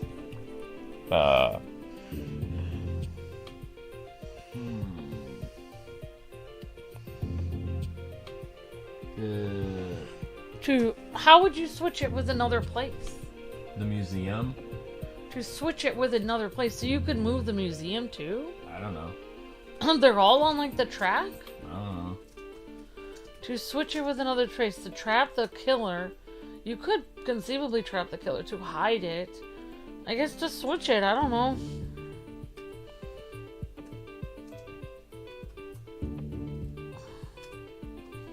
Alright, let's try that. Oh. Huh, that's weird. So there's a museum that looks like...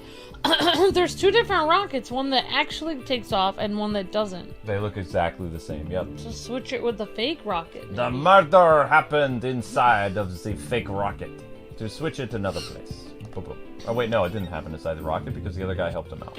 Because he wanted to switch it with some other place. I'm sorry, but did you just say switch it? What could you possibly have switched the launch pad with? The thing that looks exactly like it on the other side! Oh, you'd be surprised, Your Honor. All it takes is a little thinking outside the box, and the answer becomes clear as day.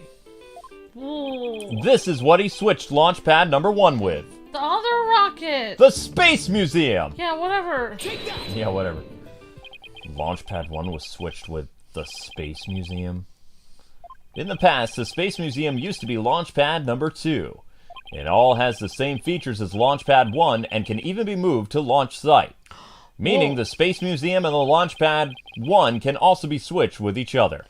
You can't mean... Yes, I do. The rocket the astronauts boarded was not the one in Launchpad number 1. What? It was the one in the Space Museum. Wow. What? Balderdash! Dun, dun, dun, dun, dun, dun, dun. And yet, it's the only explanation that accounts for every riddle and inconsistency. This is how the Space Center was just before the incident. I see the launch pad number 1 in the Space Museum have already switched places. That's right. And with the two switched like this, the astronauts entered the Space Museum from boarding lounge number 1.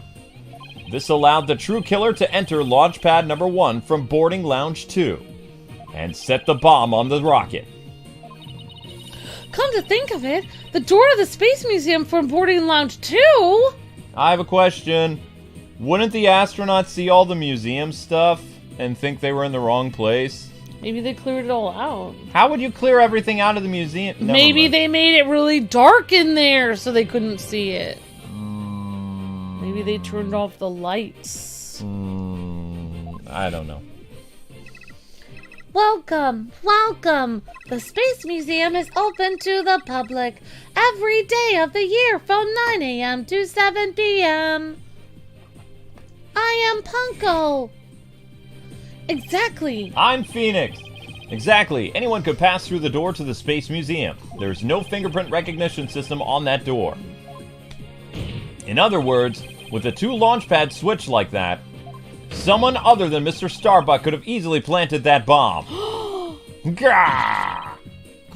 After setting the bomb on the rocket, the culprit snuck into the boarding lounge 1 and waited there, concealed, in order to kill Mr. Terrain when the two astronauts emerged from the Space Museum. Stabby. Recall what Miss Blackwell, Mr. Starbuck, and the director all saw a suspicious figure, who we can suppose, after killing Mr. Terrain, made their escape into the Space Museum. After that, Director Cosmos switched the 2 launch pads back, without realizing the killer was inside the Space Museum. Whee!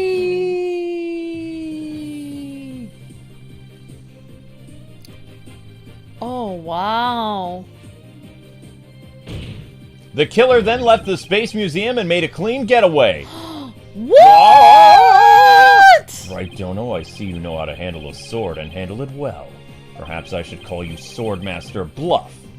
I'm a seasoned warrior who has cut down many a prosecutor. Silence. Huh, but unless you can prove your theory, it's no better than a rusty sword. That's right, you have no proof I switched the launch pads. Somebody needs a better anger management counselor. If the launch pads really were switched, boss, there might be a record of it somewhere. At this point, Launchpad 1 and Space Museum were switched with each other, so the corridor beyond the door should be the one that belongs to the Space Museum. Oops. Let's see. This is an image of the Launchpad 1 corridor. Do you see anything different when we compare it to the security footage, boss? It looks like it's from a museum. It has places like for people, guests, to sit there on those belt things. That number on the floor. 1. Well, what do you know? It looks like we have proof after all, Prosecutor Blackwell. And if this is just another bluff. Oh, don't worry. It's all right here, Sunshine. Right in this footage. Proof that the incident beyond this door is corridor to the Space Museum, launch pad number 2. Very well then. Answer this for me if you would. What in this footage proves that the corridor belongs to the Space Museum? It has a 2. It has a 2 right there, you old Not blind a man. 1. That's a 2 in the background. There's a 1 on the floor of the launch pad number 1, as well as this really nifty escalator. And a robot. But take a look at the floor and the corridor in the security footage. Do you see the number on the floor behind the astronauts? It doesn't look like a 1, does it? That's because what you're actually seeing is part of a 2. What? Whoa. Why is it a 2 and not a 1? That's because the corridor you see is the one to the Space Museum. Bah! Oh, wow. And so that means... That's right. The corridor on this footage was not filled with smoke! That's right, because the explosion didn't occur in the Space Museum. The explosion occurred in Launchpad number 1, on a side opposite of the Space Museum. And now that we know that the 2 astronauts escaped from the Space Museum, the mystery from the previous trial of the show... The mystery from the previous trial of how they got down the ladder is cleared up. Mr. Terrain, carrying Mr. Starbuck, simply took the elevator from the upper level to the middle level. Just incredible. The 2 launch pads were actually switched. But you'd think someone would notice an event of this magnitude. No, not necessarily. Everyone was down in the basement shelter when the launch pads were swapped. There's no way anyone could have known what was happening on the surface.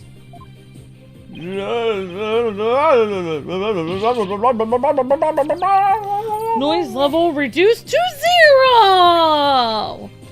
We did it! No smoke. Where there's smoke, there's fire. And where there's fire, there's space explosions. No more lies, Director Cosmos. It's the high time you told us the truth! Yeah! My honor, my glory, everything is slipping away. Time to deploy my ultimate weapon. Galactic engine, ignition! What? I've gone haywire! It won't stop! My stars, my glory! Oh, wow. No, not that way! Not that way!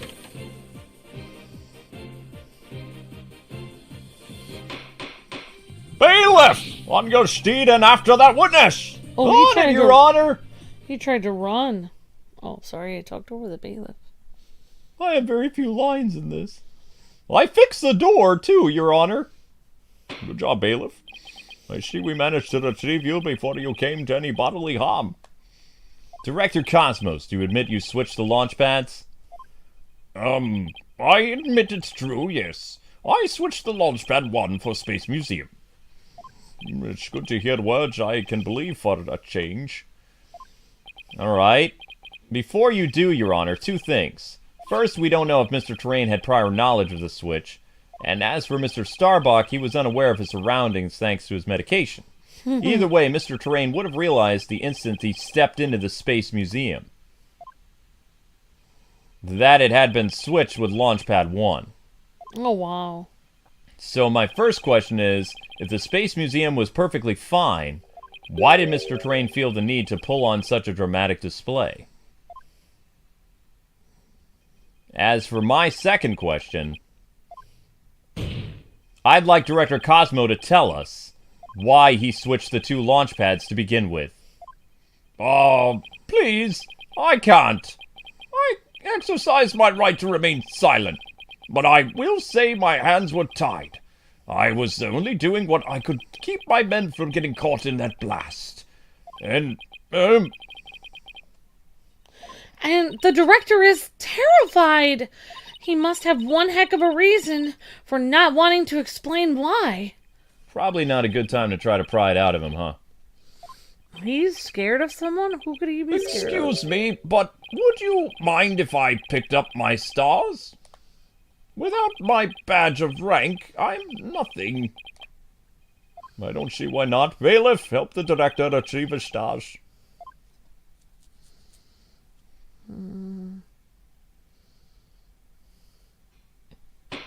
It appears the possibility of a culprit other than the defendant has presented itself. Mr. Starbuck, is there anything you wish to say? I don't get it. Don't get what? What don't you get? Well, Director, why did you do all that? From the very beginning, you never meant for the launch to go ahead, did you? You tricked us. Mr. Starbuck. Oh, Starbuck, my boy, I'm sorry. I can't tell you the reason why. Budget cuts. But I had to do it to protect the Space Center. Director, will I ever get the chance to go into space again? I mean, probably not. Yes, of course. I won't rest until it happens. I will get you into space again, my boy. There's Blackwell's sister. Yeah, Blackwell's sister was a part of it. There's and the robot. And another girl. And then another girl, we don't know who that girl is. Mystery girl. Mystery girl. Then the dream is still alive. Okay. This feels like it's the end of a chapter. Silence. But probably not. What? It might be. Huh. You're not going into space, Starbuck. But prison, I won't have it any other way. Why are you so hung up on him? Yes, I accept that the launch pads were switched. And if they were a third person at the scene, I suppose they could have escaped. But I have yet to see proof of the third person's escape via the Space Museum. Oh, that's right. That's a good point. Uh-oh. He's right. I don't have any proof. So, Starbuck, you will spill everything you know. What? Me? Why? Where did you get those bombs? Tell me now! If you don't, my blade shall feast on your blood. If I'm gonna die, I want to die in space! What? I have to do something. Solomon Starbuck. Prepare yourself.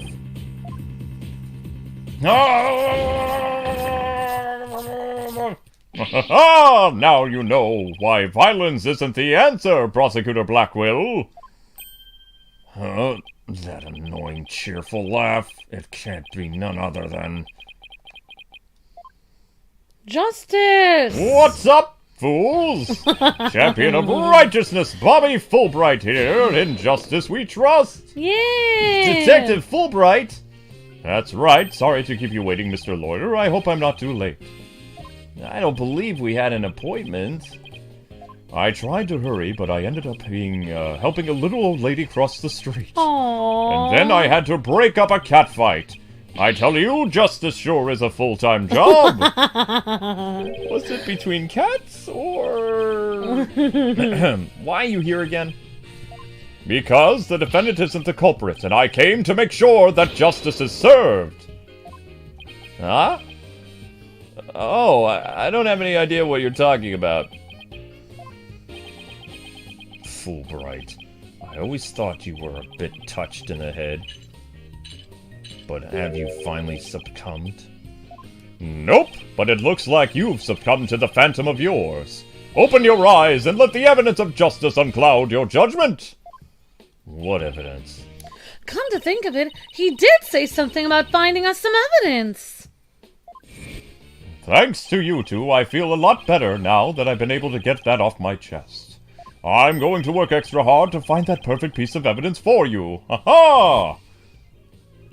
I didn't think he was serious, though.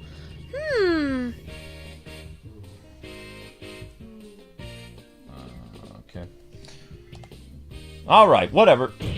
So, what is it, Detective? Is it something that will prove Mr. Starbuck innocent? It is indeed. Have a look at this. What is this? A lighter? That's right. A lighter thought to have been used by the culprit, no less. The Space Museum's cleaning robot picked it up. It has the victim Clay's Terran's blood, along with the killer's fingerprints on it. What? Gah! The killer's fingerprints, what?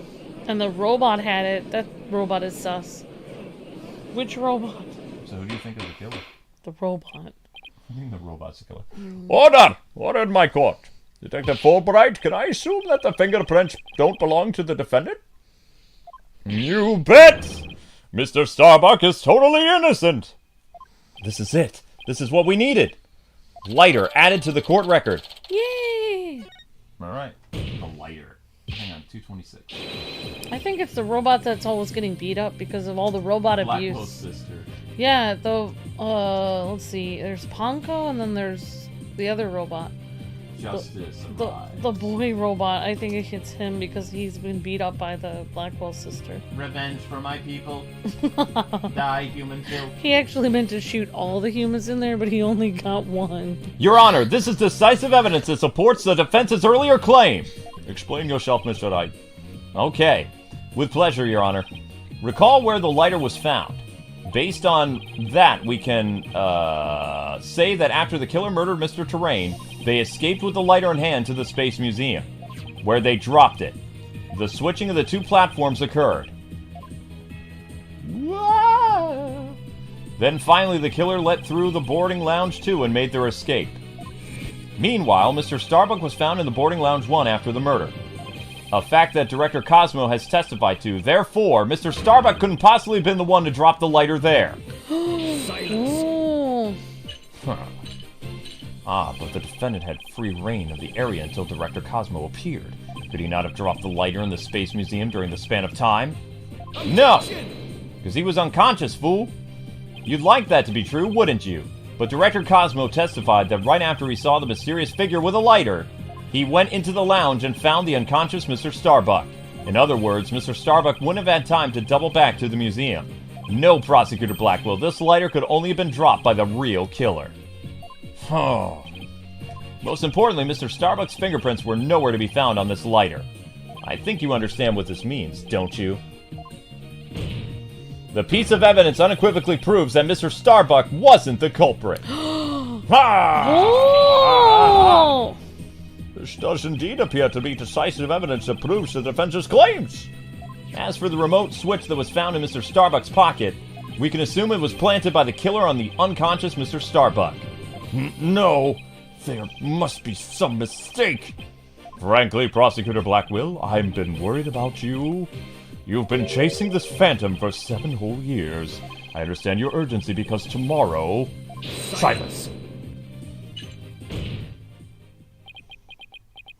Fulbright, you promised never to speak of that. Huh? Tomorrow? What about tomorrow? Given the body of evidence, I think it's safe to say the defendant is innocent. In light of the fact that it was impossible for him to have committed the crime, a few unanswered questions remain, so look forward to seeing what you two uncover. But for now, this court finds the defendant Solomon Starbuck not guilty! Yeah, we did it! Wait, the case is over? That's... For now, he's found not guilty? That's interesting. Yes, I always wonder where this confetti comes from. Yes, we did it, Mr. Wright, I think. Looks like we pull it off somehow, huh? With some help from Detective Fulbright. Mr. Starbuck, Miss Sykes, thank you. And please thank Apollo for me, too. You all are the best. Oh, I wish we could tell Apollo about Mr. Starbuck's verdict right now. Yeah, me too, but that's gonna have to wait. Now that a verdict has been reached, I'd like to bring today's trial to a close. Court is adjourned.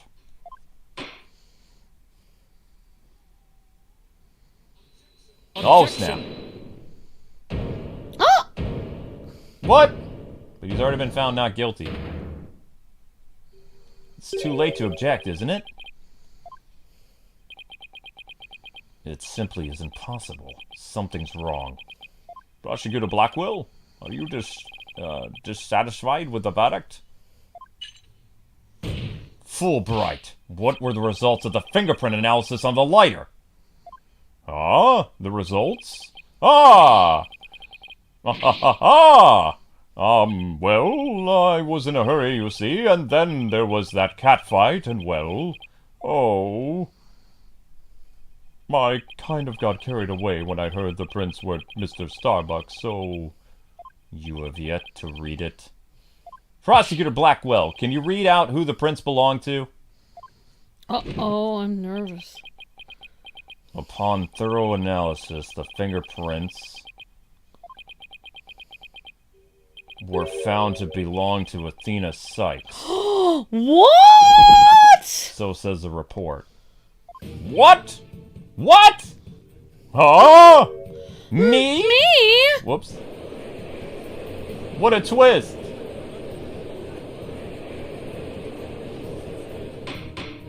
Order, I say, order! Miss Sykes, tell me you have an explanation for this. We just finished proving this lighter could only belong to the killer. So finding your fingerprints on it only leads us to one grave conclusion. I don't know how they got on there, but I know I'm not the culprit! This can't be happening. Wow. We built up our argument piece by piece, and I don't think any of our reasoning was faulty, so how could it have led to this? Lighter updated in the court record. Gah! What have I done? Please forgive me. Oh my gosh. Hold on! Detective Fulbright, stop your crying! What in the world is happening here? It's like the world's gone mad.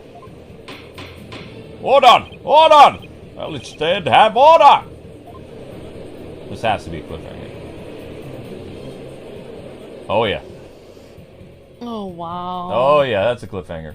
Confusion spiraled into utter chaos. After all we'd fought for, the truth had turned cruelly on us to accuse Athena of the crime. No, Athena. Somewhere, somehow, everything had gone terribly wrong. We had stumbled over the edge of reason and into the jaws of a twisted darkness. Oh wow. Darkness. That's the end of the case? The end is when Athena's What? prints are found on the murder weapon? That's a short case. Ooh. Wow. What is happening? Oh my gosh. All right, guys and gals, that is a heck of a cliffhanger. If you guys want another episode of Ace Attorney Phoenix Wright, Apollo Justice... Well, we have to see another episode now, Luke. At some point. YouTube just removed 200 views in the blink of an eye. Oh, We were at 800, now we're at 699. Why would they do that? I have no idea. That's really sus. So anyway, guys, you were only 900 Wait, 8? No, you were only about less than 200 views away from getting 1,000 views. YouTube just removed views. So in order for this series to continue, you need 800, 900, 1,000, 300 views by tomorrow morning. So good luck, everybody. Next stream is late. It's going to be starting up relatively soon, so head on over to Star Wars. Thank you guys so much for watching. And thank you to Justo Kenobi for the super chat. It's going to be a wild case next time, so make sure you guys get those views up. Remember, views count, like when the video is archived, it counts as a VOD view, so try to push those views up over the next 12 hours for more Ace Attorney on Saturday. Thanks, everyone, and thanks for the likes and everybody and getting those views up. And sorry you guys have to get them up again, but we'll see you guys next stream. Yep, see you on Star Wars. See ya!